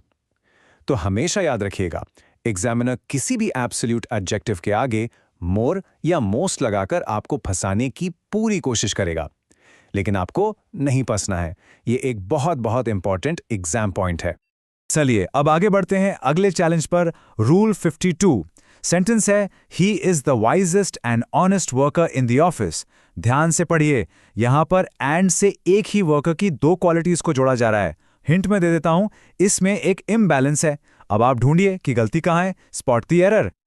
और रूल कहता है पैरेललिज्म इन कंपैरिजन। अब इसका सिंपल सा मतलब है बैलेंस, तराजू के दोनों पलड़े बराबर होने चाहिए। अगर आप एक ही नाउन के लिए 2, 3 या 4 एडजेक्टिव्स यूज कर रहे हो तो वो सभी एक ही डिग्री में होने चाहिए। एक को आप सुपरलेटिव बना दो और दूसरे को पॉजिटिव, ऐसे नाइंसाफी नहीं चलेगी भाई। Consistency is the key. अब इस करेक्शन को देखिए, पूरा कॉन्सेप्ट एकदम क्रिस्टल क्लियर हो जाएगा। वाइजेस्ट कौन सी डिग्री है? Superlative, wise, wiser, wisest. तो उसके साथ जो ऑनेस्ट जुड़ रहा है उसको भी तो सुपरलेटिव बनाना पड़ेगा ना। इसीलिए हम ऑनेस्ट से पहले मोस्ट लगा देंगे। तो करेक्ट सेंटेंस बनेगा, ही is the wisest and most honest worker. अब हुआ ना परफेक्ट बैलेंस। अगला रूल, रूल 53, एक ऐसी कंफ्यूजन है जो बचपन से हमें परेशान करती है। Elder versus older. चलो आज इसको हमेशा के लिए आसान बना देते हैं। एक सिंपल सा फैमिली रूल याद रखो। एल्डर और एल्डेस्ट का यूज सिर्फ और सिर्फ खून के रिश्तों के लिए होता है, यानी सेम फैमिली मेंबर्स के लिए, जैसे माय एल्डर ब्रदर या माय एल्डेस्ट सिस्टर। जबकि ओल्डर और ओल्डेस्ट यूनिवर्सल हैं, इनको आप इंसानों, जानवरों, बिल्डिंग, किसी भी चीज के लिए यूज कर सकते हो। This temple is older than that one. So family के अंदर एल्डर, फैमिली के बाहर ओल्डर। Simple as that. बहुत बढ़िया, एडजेक्टिव्स के तीनों ट्रिकी रूल्स हमने कवर कर लिए हैं। अब हम एंटर कर रहे हैं अपने सेकंड सेक्शन में, एडवर्ब के फाउंडेशनल रूल्स। एडवर्ब्स क्या होते हैं? ये सेंटेंस में जैसे मसाला डालते हैं, ये बताते हैं कि कोई काम कैसे हुआ, कब हुआ, कहां हुआ। चलिए अपने बेसिक्स को एकदम रॉक सॉलिड बनाते हैं। चलिए एक ऐसी गलती देखते हैं जो बहुत बहुत कॉमन है। सेंटेंस है, शी राइट्स वेरी केयरफुल। बोलने में हम लोग फ्लो में अक्सर बोल जाते हैं, लेकिन एग्जाम्स में ये 1 मार्क ले डूबेगा। क्या आप इसमें एरर ढूंढ सकते हैं? सोचो सोचो, यही है हमारा रूल नंबर 54। रूल बहुत ही सिंपल है। वर्ब का मतलब क्या है? एक्शन। और एक्शन को डिस्क्राइब करने वाला वर्ड होता है एडवर्ब। एडजेक्टिव का काम है किसी नाउन या प्रोनाउन की खूबी बताना, उसको डिस्क्राइब करना। यहाँ राइट्स क्या है? एक वर्ब है, एक एक्शन है, वो कैसा लिखती है, इस कैसे का जवाब एक एडवर्ब ही दे सकता है, एडजेक्टिव नहीं। और केयरफुल एक एडजेक्टिव है, हमें एडवर्ब चाहिए। और ये रहा करेक्शन। खुद से सवाल पूछो, हाउ डज शी राइट? जवाब क्या मिलेगा? She writes carefully. केयरफुली एक एडवर्ब है जो वर्ब राइट्स को मॉडिफाई कर रहा है, उसके बारे में एक्स्ट्रा इन्फॉर्मेशन दे रहा है। इसीलिए एडजेक्टिव केयरफुल की जगह एडवर्ब केयरफुली आएगा। हमेशा याद रखो, वर्ब का बेस्ट फ्रेंड एडवर्ब। अब आते हैं रूल 55 पर, और ये वर्ड है टू, TOO। इसका मतलब होता है जरूरत से ज्यादा, और इसका सेंस हमेशा नेगेटिव होता है। समझो कि टू एक शिकायत करने वाला वर्ड है। ये हमेशा अनप्रेजेंट यानी ऐसी क्वालिटीज के साथ आता है जो हमें पसंद नहीं, जैसे too weak, too lazy, too hot, इतना ज्यादा कि बर्दाश्त के बाहर है। तो इस हिसाब से क्या हम टू हैप्पी या टू ग्लैड कह सकते हैं? बिल्कुल नहीं। ग्लैड, हैप्पी, हेल्दी ये सब तो पॉजिटिव प्लेजेंट एडजेक्टिव्स हैं। इनकी तारीफ करने के लिए, इनको बढ़ाने के लिए हम वेरी का यूज करते हैं, टू का नहीं। So the correct sentence is I am very glad to meet you. The golden rule is too for problems, very for praises. Rule 56 इसी टू की कहानी को आगे बढ़ाता है। यहाँ दो स्ट्रक्चर्स हैं जो एग्जाम में आते ही आते हैं। पहला है टू टू का स्ट्रक्चर। इसमें नॉट नहीं लिखा होता पर मीनिंग नेगेटिव होता है। He is too weak to walk, मतलब वो इतना कमजोर है कि चल नहीं सकता। दूसरा स्ट्रक्चर है सो डैट का, जिसमें कैनॉट या कुड नॉट साफ साफ लिखा होता है। He is so weak that he can not walk. Examiner क्या करेगा? इन दोनों को मिक्स करके एरर देगा। आपको बस इन दोनों फॉर्मेट्स को अलग अलग याद रखना है। And here comes Rule 57, a super duper important confusion point, much too versus too much. दोस्तों, इस टेबल का स्क्रीनशॉट ले लो या अपने दिमाग में छाप लो। फॉर्मूला बहुत आसान है। much too के बाद हमेशा एक unpleasant adjective आएगा, जैसे much too painful या much too difficult। और too much के बाद हमेशा एक noun आएगा, जैसे too much pain या too much work। बस इतना याद रखो, much too plus adjective, too much plus noun। This is a guaranteed question in many SSC exams. क्या बात है! फाउंडेशनल रूल्स अब हमारे पूरे कंट्रोल में हैं। अब वक्त है थोड़ा लेवल अप करने का इन एडवांस्ड एडवर्ब रूल्स के साथ। ये वो रूल्स हैं जिन पर आमतौर पर स्टूडेंट्स ध्यान नहीं देते, और यहीं आपको बाकियों से आगे बढ़ने का मौका मिलेगा। तो चलिए अपनी प्रिपरेशन को फाइनल पॉलिश देते हैं। इस फ्रेज पर जरा गौर कीजिए, he is quite all right. आम जिंदगी में हम इसे बहुत सुनते हैं, शायद बोलते भी हैं, लेकिन क्या ये एग्जाम के पॉइंट ऑफ व्यू से बिल्कुल सही है? यही है रूल 58 का जाल, जिसे हम कहते हैं द साउंड ट्रैप। सुनने में सही लगता है पर असल में गलत है। और इसका जवाब है नहीं, ये गलत है। क्यों? क्योंकि क्वाइट और ऑल दोनों का मतलब यहां कंप्लीटली या पूरी तरह से है। दोनों को एक साथ यूज करना रिडंडेंसी कहलाता है। ये वैसा ही है जैसे हम रिटर्न बैक बोलते हैं, जो कि गलत है। आप या तो बोलिए ही इज क्वाइट राइट या फिर बोलिए ही इज ऑल राइट। दोनों को एक साथ एक ही सेंटेंस में कभी यूज मत करना। नाउ फॉर रूल 59, एक बहुत ही सटल सा रूल, फेयरली वर्सेस रादर। दोनों का मतलब ठीक ठाक या कुछ हद तक होता है, पर इनमें दो बड़े फर्क हैं। पहला, फेयरली का यूज हम प्लेजेंट यानी पॉजिटिव एडजेक्टिव्स के साथ करते हैं, जैसे फेयरली गुड, फेयरली वेल। और रादर का यूज अनप्लेजेंट यानी नेगेटिव एडजेक्टिव्स के साथ होता है, जैसे रादर डिफिकल्ट, रादर बोरिंग। दूसरा, इनके स्ट्रक्चर पर ध्यान दो। अ फेयरली गुड बुक, लेकिन रादर अ डिफिकल्ट प्रॉब्लम। देखा, आर्टिकल ए की पोजीशन बदल जाती है। यह बहुत इंपॉर्टेंट पॉइंट है। और ये रहा हमारा आज का आखिरी रूल, रूल 60, जिसका हीरो है वर्ड इनफ। इसका रूल एकदम सिंपल है।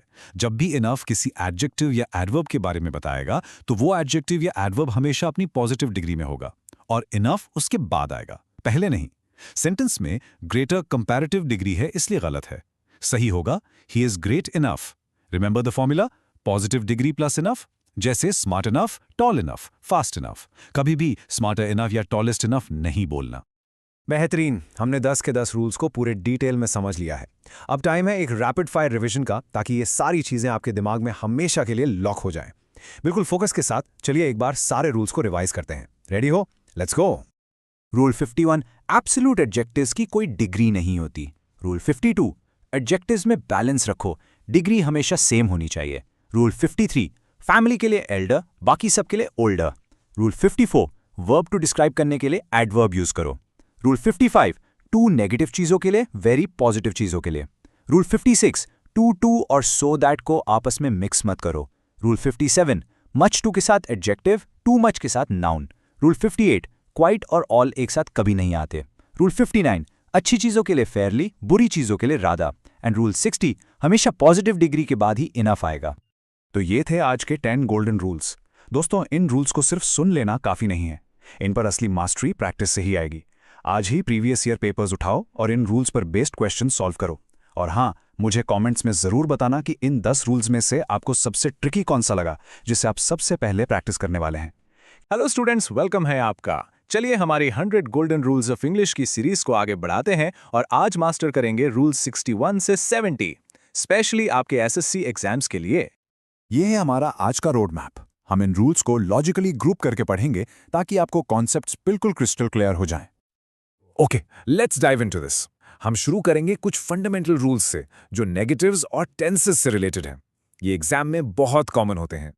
सबसे पहला रूल, रूल नंबर 61। जैसे मैथ्स में माइनस और माइनस मिलकर प्लस हो जाता है, वैसे ही इंग्लिश में दो नेगेटिव्स मिलकर सेंटेंस को पॉजिटिव बना देते हैं, जो हमें नहीं करना है। Now what's really interesting about this slide is not or none दोनों नेगेटिव हैं। I have not got none का मतलब हो जाता है I have got some। इसलिए हम एक नेगेटिव not के साथ पॉजिटिव any यूज करेंगे। सो the crucial point is, exam में जैसे ही एक नेगेटिव वर्ड दिखे, सेंटेंस में दूसरा नेगेटिव वर्ड जरूर चेक करना। यही कॉमन ट्रैप है। Let's move to rule 6 and see how this builds. Rule 66, ये बहुत इंपॉर्टेंट है। जब भी सेंटेंस में अगो यूज होता है, इसका मतलब काम पास्ट में किसी स्पेसिफिक टाइम पर खत्म हो चुका है, इसलिए वर्ब हमेशा V2 फॉर्म में होगा। यहां देखिए, has come present perfect tense है जो यूज नहीं होगा, क्योंकि अगो है, हमें past indefinite tense came V2 form of come use करना है। सिंपल। अब आते हैं एडवर्ब्स पर, जहां सबसे ज्यादा कंफ्यूजन होती है। पहले हम टाइम से रिलेटेड एडवर्ब्स को क्लियर करेंगे। इन दो वर्ड्स को आराम से समझिए। एट प्रेजेंट का मतलब है अभी, इस समय। प्रेजेंटली का मतलब है जल्दी ही, थोड़ी देर में। मीनिंग अलग, टेंस अलग। And this brilliantly illustrates the difference. पहले सेंटेंस में इज है यानी प्रेजेंट टेंस, तो एट प्रेजेंट आएगा। दूसरे सेंटेंस में विल कम है यानी फ्यूचर टेंस, तो प्रेजेंटली आएगा। एक और कंफ्यूजिंग पेयर। अर्ली का मतलब है किसी पीरियड की शुरुआत में, सून का मतलब है किसी पॉइंट ऑफ टाइम के थोड़ी देर बाद। इस एग्जाम्पल से क्लियर होगा। अर्ली दिस स्प्रिंग का मतलब है स्प्रिंग सीजन के शुरुआती दिनों में फूल खिल गए। अगर हम कहते द ट्रेन विल अराइव सून, इसका मतलब अभी के थोड़ी देर बाद आएगी। चलिए अब हमारी कंफ्यूजन क्लियरिंग सीरीज में आगे बढ़ते हैं और कुछ और इंपॉर्टेंट एडवर्ब्स देखते हैं जो एफर्ट और डिग्री बताते हैं। ये सबसे इंपॉर्टेंट कंफ्यूजन पॉइंट्स में से एक है।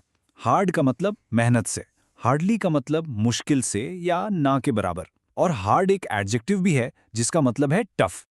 इस टेबल को ध्यान से देखिए। ही वर्क्स हार्ड मतलब वो मेहनत से काम करता है। ही हार्डली वर्क्स मतलब वो काम करता ही नहीं है। देखा, a single ly can change the entire meaning. तो एग्जाम में कॉन्टेक्स्ट समझिए। रेस जीतने के लिए उसने मेहनत से कोशिश की, इसलिए हार्ड आएगा, हार्डली नहीं। और जॉब एक नाउन है, इसलिए उसके लिए एडजेक्टिव हार्ड आएगा। अब आते हैं वेरी और मच पर। इसका एक सिंपल सा रूल है। वेरी को पॉजिटिव डिग्री और ing फॉर्म के साथ यूज करते हैं, मच को कंपैरेटिव डिग्री और ed फॉर्म के साथ। And this brilliantly illustrates the rule. Surprising एक प्रेजेंट पार्टिसिपल ing फॉर्म है, इसलिए वेरी यूज हुआ। सरप्राइज्ड एक पास्ट पार्टिसिपल ed फॉर्म है, इसलिए मच यूज हुआ। सो द क्रूशियल पॉइंट इज, ये एक शॉर्टकट है जिसे आप याद रख सकते हैं। ing के साथ वेरी, ed के साथ मच। ओके, अब थोड़ा एडवांस लेवल पे चलते हैं। इन्वर्शन। ये थोड़ा ट्रिकी लग सकता है, बट आई प्रॉमिस हम इसे बिल्कुल इजी बना देंगे। इन्वर्जन का सिंपल मतलब है वर्ब को सब्जेक्ट से पहले रखना। हम ऐसा सेंटेंस पर जोर देने के लिए करते हैं। रूल 69 कहता है कि अगर सेंटेंस इन नेगेटिव एडवर्ब से शुरू हो तो हमें इन्वर्जन यूज करना पड़ेगा। स्ट्रक्चर याद रखें, पहले एडवर्ब, फिर हेल्पिंग वर्ब, फिर subject. Let's break it down in steps. Normal sentence है आई हैड सेल्डम सीन। जब हम सेल्डम को आगे लाते हैं तो हेल्पिंग वर्ब हैड भी सब्जेक्ट आई से पहले आ जाता है। सिंपल। बिल्कुल वैसे ही रूल 70 कहता है कि जब सेंटेंस हेयर, देयर, अवे जैसे वर्ड से शुरू हो तब भी हम वर्ब को सब्जेक्ट से पहले रखते हैं। यहां देखिए, away went Sita correct structure है। Adverb away plus verb went plus subject Sita. ये सुनने में भी ज्यादा ड्रामेटिक और करेक्ट लगता है। तो हमने 10 इंपॉर्टेंट रूल्स कवर कर लिए हैं। चलिए एक फाइनल क्विक रिवीजन करते हैं ताकि ये आपके माइंड में बिल्कुल सेट हो जाएं। ये हैं हमारे आज के 10 गोल्डन रूल्स। आप इसका स्क्रीनशॉट ले सकते हैं फॉर क्विक रिवीजन। हर एक रूल एक पोटेंशियल एग्जाम क्वेश्चन है। और अब आपके लिए एक सवाल, इनमें से कौन सा रूल आपको अभी भी थोड़ा ट्रिकी लग रहा है? उस रूल को अभी इसी वक्त एक बार और रिवाइज कीजिए। हेलो स्टूडेंट्स, कैसे हैं आप सब? Welcome back. हमारी 100 गोल्डन रूल्स ऑफ इंग्लिश की स्पेशल सीरीज में आज हम आगे बढ़ रहे हैं। आज का फोकस है रूल 71 से लेकर रूल 80 तक। और मैं आपको बता दूं, ये 10 रूल्स एसएससी एग्जाम्स के इतने फेवरेट है ना कि इनको समझ लिया तो समझो आपके मार्क्स पक्के हैं। तो चलिए पेन और पेपर ले लीजिए और हर रूल के पीछे का लॉजिक बिल्कुल आसान भाषा में समझते हैं। तो ये है हमारा आज का प्लान। देखिए, हम पहले कंजंक्शंस के ट्रैप्स को समझेंगे पार्ट 1 और पार्ट 2 में। उसके बाद हम प्रेपोजिशंस के रूल्स देखेंगे और एंड में एकदम फास्ट ट्रैक रिवीजन करेंगे ताकि एग्जाम हॉल में आपको कोई भी डाउट ना रहे। रेडी है? चलिए शुरू करते हैं। ऑलराइट, तो हमारा पहला सेक्शन है ट्रिकी कंजंक्शंस। देखो, कंजंक्शंस का काम होता है वर्ड्स या सेंटेंसेस को जोड़ना। लगते बहुत सिंपल हैं, लेकिन स्टूडेंट्स इन्हीं में ऐसी ऐसी सिली मिस्टेक्स कर देते हैं कि आते हुए मार्क्स भी चले जाते हैं। बट डोंट वरी, आज के बाद आपसे ये गलती बिल्कुल नहीं होगी। Let's see how. Okay, screen पर इस सेंटेंस को जरा गौर से देखिए। Although she was tired but she still went on working. इसको पढ़ने में ही कुछ अजीब सा फील हो रहा है ना? ऐसा लग रहा है जैसे कुछ एक्स्ट्रा है। एग्जैक्टली, एग्जामिनर को पता है कि हम डेली कॉन्वर्सेशन में ऐसी गलतियां करते हैं। इसमें एक बहुत कॉमन ट्रैप है। क्या आप उसे पकड़ पाए? और यहाँ आता है हमारा गोल्डन रूल नंबर 71। इसे हमेशा के लिए याद कर लीजिए। एक ही क्लॉज को जोड़ने के लिए 2 कंजंक्शंस का इस्तेमाल कभी नहीं करते। सिंपल सी बात है। ऑल्दो का मतलब होता है हालांकि और बट का मतलब होता है लेकिन। दोनों का सेंस एक जैसा है, तो दोनों को एक साथ यूज करना सुपरफ्लुअस है, यानी जरूरत से ज्यादा। आपको एक को चूज करना है। या तो आप बोलिए although she was tired she still went on working, या फिर बोलिए she was tired but she still went on working. दोनों एक साथ। Absolutely wrong. अब आते हैं रूल 72 पर। इसको तो आप स्टार मार्क कर लीजिए। ये एसएससी का फेवरेट क्वेश्चन है। रूल बहुत सिंपल है। जहां बोथ आएगा उसके साथ हमेशा एंड की जोड़ी बनेगी। बस एग्जामिनर आपको एज वेल एज देकर कंफ्यूज करने की पूरी कोशिश करेगा, लेकिन आपको इस जाल में नहीं फंसना है। बोथ एंड एक फिक्स्ड पेयर है, तो both Ravi as well as Raja गलत है। सही क्या होगा? Both Ravi and Raja. Simple and clear. चलिए कंजंक्शंस के इस सफर को थोड़ा और आगे बढ़ाते हैं। अब हम उन कंजंक्शंस की बात करेंगे जो अकेले नहीं आते, वो हमेशा जोड़ी में आते हैं, यानी पेयर्स में आते हैं। इन जोड़ी वालों का स्ट्रक्चर सही से समझना बहुत बहुत इंपॉर्टेंट है। स्क्रीन पर जो जोड़ियां दिख रही हैं, इन्हें अपने दिमाग में प्रिंट कर लीजिए। ये हैं हमारी कॉरेलेटिव कंजंक्शंस की टीम। ईदर के साथ हमेशा और ही आएगा, नाइदर के साथ हमेशा नॉर, बोथ के साथ जैसा हमने अभी देखा एंड, और नॉट ओनली के साथ हमेशा बट ऑल्सो। ये फिक्स जोड़ियां हैं, इनमें कोई भी बदलाव नहीं हो सकता। अब आता है एक सुपर इम्पॉर्टेंट कॉन्सेप्ट, रूल 73, जिसे हम कहते हैं रूल ऑफ पैरेललिज्म। पैरेललिज्म का सीधा सा मतलब है बैलेंस। सोच के देखो, एक तराजू के 2 पल्ले होते हैं ना, बस वैसा ही। अगर जोड़ी के पहले हिस्से के बाद यानी नॉट ओनली के बाद आपने एक नाउन रखा है, तो जोड़ी के दूसरे हिस्से यानी बट ऑल्सो के बाद भी नाउन ही आना चाहिए। अगर पहले एडजेक्टिव है तो बाद में भी एडजेक्टिव। बैलेंस मेंटेन करना है। चलिए इस एग्जाम्पल से ये कॉन्सेप्ट बिल्कुल क्रिस्टल क्लियर हो जाएगा। पहले गलत सेंटेंस देखिए। He not only lost his ticket but also his luggage. यहाँ नॉट ओनली के बाद क्या है? एक वर्ब लॉस्ट, और बट ऑल्सो के बाद क्या है? एक नाउन हिज लगेज। देखा, बैलेंस बिगड़ गया। अब करेक्ट सेंटेंस देखो। हमने लॉस्ट को नॉट ओनली से पहले कर दिया। अब देखिए, नॉट ओनली के बाद है हिज टिकट नाउन, और बट ऑल्सो के बाद है his luggage noun. Perfect balance. He lost not only his ticket but also his luggage. Rule 74 हमारी जोड़ी वाली मेमोरी को टेस्ट कर रहा है। याद है ना, नीदर का पार्टनर कौन था? बिल्कुल सही, नॉर। एग्जाम में जानबूझकर और दे दिया जाता है ताकि आप कंफ्यूज हो जाएं। लेकिन आपको याद रखना है, नीदर नॉर का मतलब होता है न ये न वो। इसलिए सही सेंटेंस होगा he washed neither his hands nor his face. Okay, इस rule part 2 double star mark कीजिए। रूल 75, आई गारंटी यू ये एग्जाम में दिखेगा। नो सूनर से जब भी सेंटेंस शुरू होता है उसके साथ हमेशा THAN दैन लगता है। वो आपको THEN देन देकर फंसाने की कोशिश करेंगे। इसे याद करने का एक सिंपल ट्रिक है। देन हम यूज करते हैं कंपैरिजन के लिए, जैसे टॉलर दैन, और नो सूनर में भी तो हम दो काम के बीच टाइम का कंपैरिजन ही कर रहे हैं, इसलिए हमेशा नो सूनर देन। रूल 76 बिल्कुल पिछले रूल जैसा ही है, बस जोड़ी बदल गई है। यहाँ पर वर्ड्स हैं हार्डली या स्कैर्सली, जिनका मतलब होता है बड़ी मुश्किल से। इनके साथ हमेशा व्हेन या बिफोर का यूज होता है। आप सेंटेंस का मतलब निकाल कर देखो। मैं मुश्किल से स्टेशन पहुंचा ही था जब ट्रेन चली गई। इस जब के लिए इंग्लिश में व्हेन बिल्कुल परफेक्ट है। थैन यहाँ कोई सेंस ही नहीं बनाता। लॉजिक सिंपल है ना। चलिए अब आते हैं रूल 77 पर, जो कि नरेशन यानी डायरेक्ट इनडायरेक्ट स्पीच से रिलेटेड है। इसके दो सिंपल पार्ट्स हैं। पहला, जब आप किसी की कही हुई बात को एग्जैक्ट वर्ड्स में यानी इन्वर्टेड कॉमास में लिखते हैं तो उससे ठीक पहले दैट नहीं लगाते। और दूसरा, जब आप किसी सवाल को इनडायरेक्टली बता रहे होते हैं जिसमें हु, व्हाट, व्हाई जैसे वर्ड्स आते हैं, तब भी दैट नहीं लगाते। दैट इन दोनों जगह पर एक फालतू वर्ड है। ये एग्जाम्पल्स देखिए, सब समझ आ जाएगा। पहले सेंटेंस में देखो डायरेक्ट कोट है आई शैल गो देयर, तो उसके पहले दैट की कोई जरूरत नहीं। सही है, he said I shall go there. दूसरे सेंटेंस में हु एक क्वेश्चन वर्ड है, तो उसके पहले दैट क्या कर रहा है, उसे हटा दीजिए। Simple, he asked me who I was. बस आपको उस एक्स्ट्रा दैट को ढूंढना है और निकाल देना है। बहुत बढ़िया, कंजंक्शंस हमने कवर कर लिए। अब हम चलते हैं अपने अगले सेक्शन पर, पावरफुल प्रेपोजिशंस। ये जो छोटे छोटे वर्ड्स होते हैं ना, इन, ऑन, एट, फॉर, फ्रॉम, ये देखने में बहुत मासूम लगते हैं, लेकिन इनकी एक गलती पूरे सेंटेंस का मीनिंग उलट-पुलट कर सकती है। इसलिए इन पर कमांड होना बहुत ज़रूरी है। यह हमारा रूल नंबर 78। ये ग्रामर का बिल्कुल बेसिक फाउंडेशनल रूल है। हमेशा याद रखिए, किसी भी प्रेपोजिशन के बाद, चाहे वो ऑन हो, इन हो, फ्रॉम हो, टू हो, उसके बाद आने वाला प्रोनाउन हमेशा ऑब्जेक्टिव केस में होगा, यानी मी, हिम, हर, अस, देम। कभी भी आई, ही, शी नहीं आएगा। क्यों? क्योंकि प्रेपोजिशन के बाद आने वाला प्रोनाउन एक्शन का रिसीवर होता है, वो सब्जेक्ट नहीं होता। इसलिए डिपेंड ऑन ही गलत है, डिपेंड ऑन हिम बिल्कुल सही है। अब देखते हैं रूल 79। इस पर थोड़ा एक्स्ट्रा ध्यान देना। मान लीजिए एक सेंटेंस में दो अलग अलग वर्ड्स हैं और दोनों को अपनी अलग अलग प्रेपोजिशन चाहिए, तो आपको दोनों को उनकी प्रेपोजिशन देनी पड़ेगी। आप कंजूसी नहीं कर सकते। जैसे इस एग्जाम्पल में कॉन्शियस के साथ हमेशा ऑफ लगता है और एंगेज्ड के साथ हमेशा इन लगता है। दोनों की अपनी अपनी फिक्स्ड प्रेपोजिशंस हैं। इस स्लाइड पर देखिए, खलती बिल्कुल साफ साफ नजर आ रही है। इनकरेक्ट सेंटेंस में एंगेज्ड को तो उसकी प्रेपोजिशन इन मिल गई, लेकिन कॉन्शियस बेचारा अकेला रह गया। उसकी प्रेपोजिशन ऑफ तो गायब है।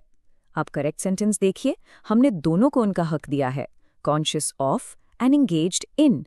अब ये सेंटेंस ग्रामेटिकली परफेक्ट है। ओके, आज का हमारा आखिरी नया रूल, रूल नंबर 80। इस सेंटेंस को ध्यान से पढ़िए। You prevented me from do it. यहाँ प्रेपोजिशन है फ्रॉम और उसके ठीक बाद एक वर्ब है डू। क्या आपको लगता है कि ये वर्ब डू अपनी सही फॉर्म में है? जरा सोचिए, इसने क्या गलती है और इसे आखिर ठीक कैसे करेंगे? और इसका जवाब है रूल 80। इस रूल को अपने माइंड में लॉक कर लीजिए। जब भी, आई रिपीट, जब भी किसी प्रेपोजिशन के ठीक बाद कोई एक्शन वर्ड यानी कोई वर्ब आएगा, तो उस वर्ब में हमेशा हमेशा आईएनजी लगेगा। इसे हम जरन फॉर्म भी कहते हैं। ये ग्रामर का एक नॉन नेगोशिएबल रूल है, इसमें कोई एक्सेप्शन नहीं है। तो इस रूल के हिसाब से हमारा सेंटेंस ठीक होकर क्या बनेगा? You prevented me from doing it. कितना सिंपल है। इसके और एग्जाम्पल सोचिए। He is fond of playing cricket. She insists on going there. Think before speaking. Formula simple है, प्रेपोजिशन प्लस वर्ब की आईएनजी फॉर्म। इसे बिल्कुल याद कर लीजिए। फैंटास्टिक! हमने आज 10 बहुत ही क्रूशियल रूल्स सीख लिए हैं। अब एग्जाम से पहले एक क्विक रैपिड फायर रिवीजन तो बनता है। चलिए फटाफट से सब कुछ रिवाइज करते हैं ताकि ये सारी बातें आपके माइंड में एकदम सेट हो जाएं। आप चाहे तो इन स्लाइड्स का स्क्रीनशॉट भी ले सकते हैं लास्ट मिनट रिवीजन के लिए। रेडी हैं? Let's go. तो पहले कंजंक्शंस। रूल 71, एक सेंटेंस, एक ही मेन कंजंक्शन, ऑल्दो के साथ बट को नो एंट्री। रूल 72, बोथ का सच्चा साथी है एंड। रूल 73, पैरेललिज्म यानी तराजू के दोनों पलदे बराबर। रूल 74, नीदर के साथ नॉर, ईदर के साथ और। रूल 75, नो सूनर देखा तो आगे THAN दैन लगाओ। और रूल 76, हार्डली देखा तो आगे व्हेन या बिफोर लगाओ। और अब बाकी के रूल्स। रूल 77, डायरेक्ट स्पीच या क्वेश्चन वर्ड से पहले दैट को भूल जाओ। रूल 78, प्रपोजिशन के बाद हिम, मी, अस आएगा, ही, आई, वी नहीं। रूल 79, हर वर्ड को उसकी अपनी प्रपोजिशन दो। और rule 80, the final one, preposition के बाद वर्ब में ING लगाना ही लगाना है। इन रूल्स को मास्टर करने का एक ही मंत्र है, practice, practice and more practice. तो चलो स्टूडेंट्स, वेलकम बैक। हमारी mission 100 golden rules of English में आपका फिर से स्वागत है। और याद रखिएगा, ये सिर्फ रूल्स नहीं है, ये वो सोने की चाबियां हैं जो SSC, CGL, CHSL जैसे एग्जाम्स में आपके लिए पक्के पकाए मार्क्स का ताला खोलती हैं। आज हम अपने मिशन को आगे बढ़ा रहे हैं रूल्स 81 से 90 तक। तो अपनी नोटबुक्स को तैयार कर लीजिए, क्योंकि आज की क्लास बहुत ही ज्यादा क्रूशल होने वाली है। अच्छा, एक बात सच सच बताना, होता है ना आपके साथ ऐसा? एग्जाम देकर बाहर आते हो एकदम कॉन्फिडेंट कि पेपर तो फोड़ दिया, और बाद में पता चलता है अरे यार इतना आसान क्वेश्चन था, एक छोटी सी गलती कर दी। बस यही वो सिली मिस्टेक्स हैं, वो छोटे छोटे प्रेपोजिशन एरर्स, वो प्रोनाउंस का कंफ्यूजन जो आपकी ड्रीम पोस्ट और आपके बीच में दीवार बन जाती है। बट फिकर नॉट, आज हम इन्हीं गलतियों का शिकार करेंगे और इनको हमेशा के लिए आपसे दूर कर देंगे। ठीक है, तो देखते हैं आज का हमारा प्लान ऑफ एक्शन क्या है। इसे एक डिटेक्टिव मिशन की तरह सोचो। आज हम 2 बड़े क्रिमिनल्स को पकड़ेंगे। सबसे पहले केस फाइल 1, प्रेपोजिशन ट्रैप्स, जिसमें हम रूल 81 से 84 तक इन्वेस्टिगेट करेंगे। उसके बाद हम सॉल्व करेंगे द प्रोनाउन पजल, रूल्स 85 से 90 तक। तो तैयार हैं आपकी डिटेक्टिव एजेंसी? चलिए शुरू करते हैं। तो सबसे पहले खोलते हैं हमारा case file number 1, preposition traps. देखो, ये ऑन, इन, एट, अबाउट जैसे शब्द दिखने में बहुत छोटे और मासूम लगते हैं, पर हैं बड़े खोटे। ये एग्जाम में सबसे बड़ी प्रॉब्लम्स क्रिएट करते हैं, और एग्जाम सेट करने वालों को ये बात बहुत अच्छे से पता है कि स्टूडेंट्स कहाँ फंसते हैं। तो चलो इन ट्रैप्स को पहचानना और डिफ्यूज करना सीखते हैं एक एक करके। ओके, तो पहला सुराग, पहला क्लू आपकी स्क्रीन पर है। सेंटेंस को जरा गौर से पढ़िए। He will go there on tomorrow. सुनने में और शायद पढ़ने में भी ये काफी लोगों को बिल्कुल ठीक लग रहा होगा, लेकिन इसमें एक गलती छुपी हुई है। लगाइए अपना दिमाग, क्या हो सकता है यहाँ पर गलत? कहाँ है प्रॉब्लम? और ये रहा सोल्यूशन। असली गलती थी ये प्रेपोजिशन ऑन। तो रूल नंबर 81 को अपने दिमाग में फिट कर लीजिए। टाइम बताने वाले शब्दों जैसे कि today, tomorrow, yesterday, the next day, last night, इनके ठीक पहले कभी कोई प्रेपोजिशन यानी ऑन, इन, एट नहीं लगता। ऑन टुमारो गलत है। सही तरीका एकदम सिंपल है, he will go there tomorrow. बस इतना सिंपल। फ्री के मार्क्स हैं ये। चलिए अब हमारे अगले केस की तरफ चलते हैं। ये एक और बहुत ही कॉमन ट्रैप है जिसमें होम शब्द शामिल है। सेंटेंस है bring a TV set at home. सोचो, क्या यहाँ एट का यूज सही है? SSC का ये फेवरेट क्वेश्चन टाइप है, इसलिए इसे ध्यान से समझना। तो यहां पर रूल ये कहता है कि जब आप होम शब्द को मूवमेंट या डायरेक्शन के लिए यूज कर रहे हो, जैसे घर आना, घर जाना, तब उसके पहले कोई प्रेपोजिशन नहीं लगेगा। इसलिए bring a TV set home सही है, गो होम सही है। अब कंफ्यूज मत होना, एट होम भी एक फ्रेज है, लेकिन उसका मतलब है घर पर होना। For example, I am at home right now, मतलब मैं घर पर मौजूद हूं। लेकिन जब मोशन की बात होगी तो प्रेपोजिशन को भूल जाओ। क्लियर है? अब जो रूल आ रहा है ना, इस पर तो आप 5 स्टार लगा लीजिए। बहुत बहुत बहुत इंपॉर्टेंट है। Case number 83। सेंटेंस देखो, the poet describes about the beauty of nature. ये रूल ट्रांजिटिव वर्ब से जुड़ा है और एरर स्पॉटिंग में एग्जामिनर्स का ये सबसे पसंदीदा टॉपिक है। ध्यान से देखिए इसमें क्या गलत है। तो आइए इस ट्रांजिटिव वर्ब के कॉन्सेप्ट को आसान भाषा में समझते हैं। ये ऐसे एक्शन वर्ब्स हैं जो कहते हैं मुझे अपना काम पूरा करने के लिए एक ऑब्जेक्ट चाहिए ही चाहिए। ये अपना एक्शन सीधा ऑब्जेक्ट को पास करते हैं, बीच में किसी प्रेपोजिशन की रोक टोक बर्दाश्त नहीं करते। ये लिस्ट रख लो, describe, discuss, order, attack, resemble, reach, demand, इन शब्दों के बाद कोई प्रेपोजिशन नहीं आएगा। तो डिस्क्राइब्स अबाउट द ब्यूटी गलत है, सही है describes the beauty. We will discuss about the matter गलत है, सही है we will discuss the matter. Simple right? Okay, अब सिचुएशन बिल्कुल रिवर्स हो गई है। अभी हमने सीखा कि कुछ वर्ब्स के साथ प्रेपोजिशन नहीं लगता, लेकिन अब हम ऐसे वर्ब्स देखेंगे जिनके साथ एक खास प्रेपोजिशन लगाना जरूरी होता है, खास करके जब ऑब्जेक्ट कोई इंसान हो। सेंटेंस देखिए, ही डिड नॉट रिप्लाई मी। सुनने में कोई एकदम आम बोलचाल जैसा बिल्कुल ठीक लग रहा है, पर यही तो ट्रैप है, ये गलत है। यह है हमारा गोल्डन रूल नंबर 84। ये जो लिस्ट आप स्क्रीन पर देख रहे हो ना, इसका स्क्रीनशॉट ले लो, नोटबुक में बड़े बड़े अक्षरों में लिख लो। वर्ब्स जैसे से, suggest, propose, speak, reply, explain, listen और राइट, जब भी इनके बाद ऑब्जेक्ट कोई पर्सन हो, जैसे मी, हिम, राम, गीता, तो आपको प्रेपोजिशन टू लगाना ही पड़ेगा। इसलिए he did not reply me गलत है। सही सेंटेंस है he did not reply to me. Listen me नहीं, लिसन टू मी। इसलिए इसको मास्टर कर लो, मार्क्स आपके हैं। शाबाश डिटेक्टिव्स, हमने प्रेपोजिशन ट्रैप्स वाला केस फाइल सक्सेसफुली सॉल्व कर लिया है। अब हम आगे बढ़ते हैं अपने अगले केस फाइल की तरफ, द प्रोनाउन पजल। प्रोनाउंस यानी सर्वनाम बहुत ज़्यादा ट्रिकी हो सकते हैं। कहाँ आई लगाएं, कहाँ मी, कहाँ ही आएगा, कहाँ हिम। इसी कन्फ्यूजन का फ़ायदा उठाकर एग्जामिनर ट्रैप बनाते हैं। तो चलिए इस पहेली के टुकड़ों को जोड़ना शुरू करते हैं। चलिए शुरू करते हैं रूल 85 से। सेंटेंस देखिए, इफ आई वर हिम। सुनने में बिल्कुल आम लगता है, पर यह गलत है। सही प्रोनाउन यहां ही है। अब आप पूछेंगे क्यों? तो रूल बहुत सिंपल सा है। वर्ब टू बी के जो फॉर्म्स होते हैं, यानी इज, एम, आर, वॉज, वर, इनके बाद हमेशा प्रोनाउन का सब्जेक्टिव या नॉमिनेटिव केस यूज होता है। मतलब आई, ही, शी, दे, वी। ऑब्जेक्ट वाला केस यानी मी, हिम, हर, देम, अस यूज नहीं होता। तो याद रखिए, इज, एम, आर, वॉज, वर के बाद हमेशा सब्जेक्ट वाला प्रोनाउन।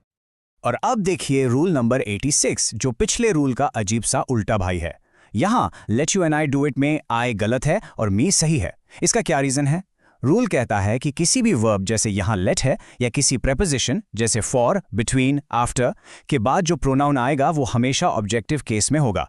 एक और एग्जाम्पल देखो, these chocolates are for you and me, ना कि फॉर यू एंड आई। तो वर्ब या प्रेपोजिशन के बाद हमेशा ऑब्जेक्ट। अब आते हैं रूल 87 पर। हिमसेल्फ डिड इट, ये सेंटेंस गलत है। क्यों? क्योंकि himself, my self, your self जैसे शब्दों को हम एम्फेटिक प्रोनाउन कहते हैं। ये समझ लो सब्जेक्ट के बॉडीगार्ड हैं। इनका काम सब्जेक्ट के साथ आकर उस पर जोर डालना होता है। ये खुद सब्जेक्ट यानी राजा नहीं बन सकते। राजा यानी सब्जेक्ट हमेशा पहले आएगा। सही सेंटेंस है ही हिमसेल्फ डिड इट, मतलब उसने खुद ये काम किया। रूल नंबर 88, ये एक क्लासिक ट्रैप है जिसमें अच्छे अच्छे स्टूडेंट्स फंस जाते हैं। रूल बहुत सिंपल है, जैसा देश वैसा भेस। अगर आपका सेंटेंस वन से शुरू हो रहा है तो आपको पूरे सेंटेंस में वन के साथ कंसिस्टेंसी बनाए रखनी है। लोग अक्सर गलती से आगे जाकर हिज या हर लगा देते हैं, वो गलत है। अगर वन से शुरू किया है तो आगे वंस ही आएगा। So one must not boast of one's own success. One के साथ हमेशा वंस, भूला मत। चलिए अब हम अपने मिशन के आखिरी दो रूल्स पर आ गए हैं, 89 और 90। इनको समझने का सबसे बेस्ट तरीका है इनको आमने सामने रखकर कंपेयर करना। अगली स्लाइड आपके लिए एक परफेक्ट चीट शीट है जो दो लोगों और दो से ज्यादा लोगों के बीच का सारा कंफ्यूजन हमेशा के लिए मिटा देगी। ओके, इस टेबल पर फोकस कीजिए। पहली लाइन देखिए, यह है रूल नंबर 89। लेफ्ट साइड है टीम 2, सिर्फ दो चीज़ों या लोगों के लिए। राइट साइड है टीम मोर देन 2, दो से ज़्यादा के लिए। तो रूल कहता है जब दो में से किसी एक की बात हो तो आइदर, दो में से किसी की भी नहीं तो नीदर। लेकिन जैसे ही आप दो से ज़्यादा की बात करते हैं तो आइदर की जगह एनी और नीदर की जगह नन या नो वन आ जाता है। सिंपल। अब आइए टेबल की दूसरी लाइन पर। यह है रूल नंबर 90 और इसमें भी सेम लॉजिक है। जब कोई काम दो लोगों के बीच में हो रहा है तो ईच अदर यूज करते हैं, जैसे Ram and Sita love each other. लेकिन जब वही काम दो से ज्यादा लोगों के बीच हो तो वन अनदर यूज करना पड़ेगा, जैसे all the 5 brothers love one another. तो फंडा क्लियर है, दो के लिए ईच अदर, दो से ज्यादा के लिए वन अनदर। और इसके साथ हमने आज के 10 रूल्स की इन्वेस्टिगेशन पूरी कर ली है। हमने 10 बहुत ज़रूरी रूल्स को डिकोड कर लिया है। लेकिन क्लास खत्म करने से पहले एक सुपरफास्ट क्विक फायर रिवीजन ज़रूरी है ताकि ये सारे रूल्स आपकी परमानेंट मेमोरी में सेव हो जाएं। तैयार हैं? चलिए। रूल 81, टुडे टुमारो से पहले कोई प्रपोजिशन नहीं। 82, होम जाते वक्त कोई प्रपोजिशन नहीं। 83, डिस्क्राइब डिस्कस के बाद सीधा ऑब्जेक्ट, नो रोक टोक। 84, रिप्लाई लिसन के बाद हमेशा टू लगेगा अगर पर्सन है। 85 इज एम वॉज वर के बाद सब्जेक्ट केस। 86 वर्ब या प्रेपोजिशन के बाद ऑब्जेक्ट केस। 87 हिमसेल्फ अकेले सब्जेक्ट नहीं बन सकता। 89 वन का साथी हमेशा वंस। 89 दो के लिए ईदर नाइदर, ज्यादा के लिए एनी या नन, और 90 दो के लिए ईच अदर, ज्यादा के लिए वन अनदर। फैंटास्टिक। तो अब आपके पास वो सारे हथियार आ चुके हैं जिससे आप इंग्लिश के इन 10 कॉमन ट्रैप्स को पहचान कर उन्हें खत्म कर सकते हैं। नॉलेज आपको मिल गई है, पर असली मास्टरी वो तो प्रैक्टिस से ही आएगी। अब आपकी बारी है ये दिखाने की कि आपने क्या सीखा। तो आपका आज का होमवर्क ये है, रूल 83 याद है ना, ट्रांजिटिव वर्ब्स वाला? मैंने वहां एक वर्ड बताया था, रिजेंबल। आपका काम है इस रिजेंबल वर्ड को यूज करके एक बिल्कुल सही सेंटेंस बनाना जिसमें इसके बाद कोई प्रेपोजिशन ना हो। अपना सेंटेंस नीचे कमेंट्स में लिखिए, मैं आप सबके आंसर्स का वेट करूंगा। सीखते रहिए, प्रैक्टिस करते रहिए, और मैं आपसे मिलूंगा हमारे मिशन के अगले पड़ाव पर। जय हिंद। हेलो एवरीवन, और स्वागत है आपका हमारी 100 गोल्डन इंग्लिश रूल्स सीरीज में। आज हम प्रोनाउंस के आखिरी 10 यानी रूल नंबर 91 से 100 तक सबसे इंपॉर्टेंट और थोड़े ट्रिकी रूल्स को मास्टर करने वाले हैं। ये वो रूल्स हैं जो एसएससी एग्जाम्स में बार बार पूछे जाते हैं, तो चलिए इनको एकदम क्लियर कर लेते हैं। ओके, तो ये है हमारा आज का रोड मैप। देखिए, हम इन 10 रूल्स को आराम से लॉजिकली ग्रुप्ड सेक्शंस में ब्रेक करके समझेंगे ताकि आपको हर एक कॉन्सेप्ट बिल्कुल क्रिस्टल क्लियर हो जाए। पहले अग्रीमेंट, फिर ऑर्डर और लास्ट में कुछ स्पेशल केसेस, तो बिल्कुल फोकस्ड रहिए। चलिए शुरू करते हैं सबसे फाउंडेशनल पार्ट से, प्रोनाउन अग्रीमेंट। इसको आप ग्रामर की नींव समझ लीजिए। यहाँ पर स्टूडेंट्स सबसे ज़्यादा और सबसे सिली मिस्टेक्स करते हैं क्योंकि वो सेंटेंस का असली सब्जेक्ट ही नहीं पहचान पाते। चलिए इस गलती को हमेशा के लिए ठीक करते हैं। तो रूल नंबर 91 कहता है कि जब भी एक जेरेंड से पहले कोई प्रोनाउन हो तो वो हमेशा पोजेसिव केस में होना चाहिए। अब आप सोचेंगे ये जेरेंड क्या है? बहुत सिंपल है। जब एक वर्ब में आईएनजी लग जाता है और वो सेंटेंस में नाउन की तरह काम करता है, जैसे स्विमिंग इज फन, तो वो जेरेंड है। रूल कहता है कि इनके पहले माय, हिज, हर, देयर आएगा, ना कि मी, हिम या देम। अब देखिए इस रूल के पीछे का लॉजिक क्या है। जब आप कहते हैं please excuse my being late, तो आप सामने वाले से खुद को माफ करने के लिए नहीं कह रहे, आप उससे अपने देर से आने के एक्शन को माफ करने के लिए कह रहे हैं। वो एक्शन आपका है, इसलिए वहां पोजेशन दिखाना जरूरी है, माई बीइंग लेट। ये एग्जाम में स्पॉट द एरर का एक फेवरेट क्वेश्चन है, इसलिए एक्शन को पहचानो। ये एक बहुत ही क्रूशल रूल है। ये जो एंटीसीडेंट वर्ड है ना, इसका सिंपल सा मतलब है वो नाउन जिसके लिए प्रोनाउन यूज हो रहा है। रूल सीधा सा है, जैसा नाउन वैसा प्रोनाउन। अगर नाउन सिंगुलर है तो प्रोनाउन भी सिंगुलर होगा, और अगर प्लूरल है तो प्रोनाउन भी प्लूरल। और ये देखिए एक बहुत कॉमन ट्रैप है, स्टूडेंट्स बॉयज वर्ड देखते हैं और फॉरन प्लूरल प्रोनाउन देयर लगा देते हैं, पर वो गलत है। यहाँ असली सब्जेक्ट बॉयज नहीं है, असली सब्जेक्ट है ईच। वर्ड्स जैसे ईच, एवरी, ईदर, नाइदर हमेशा सिंगुलर होते हैं। ईच ऑफ दीज बॉयज का मतलब है हर एक लड़का इंडिविजुअली, इसलिए हम प्लूरल देयर की जगह सिंगुलर प्रोनाउन हिज यूज करेंगे। So the key is each को देखो, बॉयज को नहीं। ये रूल काफी सिंपल और लॉजिकल है। इसको बेसिक मैथ्स की तरह सोचो। 1 + 1 = 2। जब दो अलग अलग सिंगुलर नाउन्स जैसे दो अलग लोग एंड से जुड़ते हैं तो वो एक प्लूरल सब्जेक्ट बन जाते हैं, और क्योंकि सब्जेक्ट प्लूरल है तो उनके लिए जो प्रोनाउन यूज होगा वो भी प्लूरल ही होगा। यहाँ ये बिल्कुल साफ दिख रहा है, राजू और रवि दो अलग अलग लोग हैं, इसलिए हम हिज होमवर्क नहीं कह सकते क्योंकि होमवर्क दोनों का है। करेक्ट यूसेज है देयर होमवर्क। सिंपल सा प्रिंसिपल है, दो अलग सब्जेक्ट्स जब एंड से जुड़ें तो प्रोनाउन प्लूरल आएगा। चलिए अब पिछले रूल का एक ट्रिकी वेरिएशन देखते हैं। यहाँ भी दो नाउन एंड से जुड़े हैं, लेकिन एक ट्विस्ट है। अगर दोनों नाउन या टाइटल एक ही इंसान के लिए हैं तो एंटिटी को सिंगुलर माना जाता है। तो इसको पहचाने कैसे? ट्रिक है आर्टिकल को देखना, यानी थ या ए। अगर आर्टिकल सिर्फ पहले नाउन के पहले लगा है, इसका मतलब दोनों टाइटल एक ही इंसान के हैं। इस सेंटेंस को ध्यान से देखिए। आर्टिकल द सिर्फ कलेक्टर से पहले है, डिस्ट्रिक्ट मैजिस्ट्रेट से पहले नहीं। ये हमें बताता है कि जो कलेक्टर है वही डिस्ट्रिक्ट मैजिस्ट्रेट भी है, एक ही इंसान है, इसलिए प्रोनाउन भी सिंगुलर होगा, हिज ड्यूटी। अगर सेंटेंस होता the collector and the district magistrate तो वो दो अलग लोग होते और तब हम देयर यूज करते। तो हमेशा उस सिंगल आर्टिकल पर नजर रखें। वर्ड्स जैसे और, नॉर, ईदर और, नीदर नॉर, चॉइस की बात करते हैं। ये चीज़ों को जोड़ते नहीं हैं, बल्कि ऑप्शंस में से एक को सिलेक्ट करते हैं। जब आप कहते हो ईदर राम और श्याम, तो आपका मतलब है दोनों में से कोई एक, ना कि दोनों। क्योंकि हम एक बार में सिर्फ एक ही की बात कर रहे हैं, इसलिए इनके बाद आने वाला वर्ब और प्रोनाउन दोनों सिंगुलर रहते हैं। यहाँ सेंटेंस कह रहा है, न रवि ने होमवर्क किया है न राजू ने। हम हर इंसान को इंडिविजुअली कंसिडर कर रहे हैं, इसलिए सिंगुलर वर्ब हैज और सिंगुलर प्रोनाउन हिज बिल्कुल करेक्ट है। एग्जाम में इस रूल से बहुत क्वेश्चंस बनते हैं। वो आपको और या नॉर देकर कंफ्यूज करेंगे, लेकिन आपको याद रखना है कि ये चॉइस मेकर्स हैं, ग्रुप मेकर्स नहीं। ऑलराइट, चलिए अब एक ऐसे रूल पर चलते हैं जिसमें ग्रामर से ज्यादा मैनर्स काम आते हैं। जब एक ही सेंटेंस में फर्स्ट पर्सन, सेकंड पर्सन और थर्ड पर्सन के प्रोनाउंस आ जाएं, तो उनका ऑर्डर क्या होना चाहिए? इसके लिए 2 सिंपल न्यूमेरिकल रूल्स हैं जो आपको याद रखने हैं। रूल कहता है कि जब आप एक जनरल या पॉजिटिव बात कर रहे हैं, तो आपको हमेशा पोलाइट रहना है। अच्छे मैनर्स कहते हैं कि आप पहले उस इंसान को क्रेडिट दें जिससे आप बात कर रहे हैं, फिर किसी तीसरे इंसान को और सबसे आखिर में खुद को।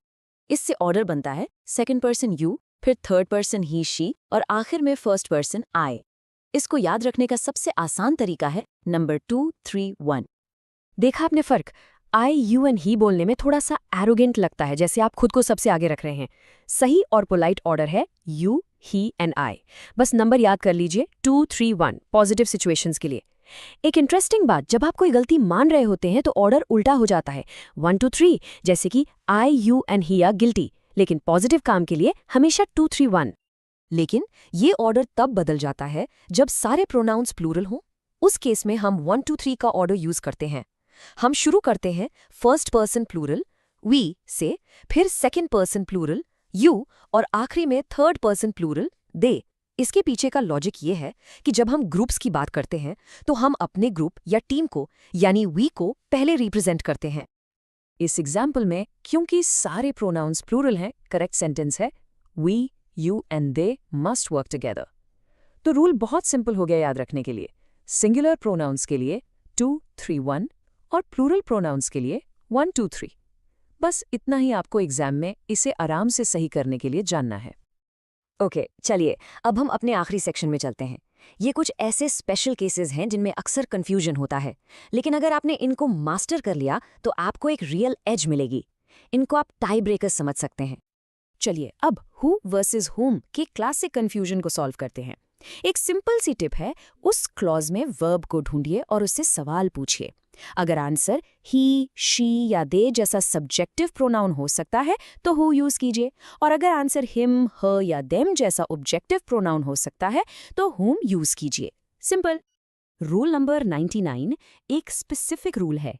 ये कहता है कि कुछ खास शब्दों के बाद आपको हमेशा रिलेटिव प्रोनाउन दैट का इस्तेमाल करना है, हु या विच का नहीं। ये ट्रिगर वर्ड्स हैं सुपरलेटिव एडजेक्टिव्स जैसे बेस्ट या टॉलेस्ट, और वर्ड्स जैसे ऑल, ओनली, नन और द सेम। इसलिए वो मशहूर कहावत all that glitters is not gold है, ना कि ऑल विच ग्लिटर्स। ये एक फिक्स्ड रूल है जिसे आपको बस याद करना है। और हमारा आखिरी rule, rule number 100, verb let के बाद हमेशा प्रोनाउन का ऑब्जेक्टिव केस ही आएगा। इसका मतलब है कि आप मी, अस, हिम, हर या देम यूज करेंगे और कभी भी सब्जेक्टिव केस जैसे आई, वी या ही नहीं। हम लेट आई गो नहीं बोलते, हम बोलते हैं लेट मी गो। बिल्कुल वैसे ही लेट ही गो गलत है, सही फॉर्म है लेट हिम गो। सिंपल और कंसिस्टेंट रूल है। तो हमने कर लिया, हमने सारे 10 रूल्स कवर कर लिए हैं। चलिए अब एक क्विक रैपिड फायर रिवीजन करते हैं, बिल्कुल वैसे जैसे आप एग्जाम से पहले करते हैं।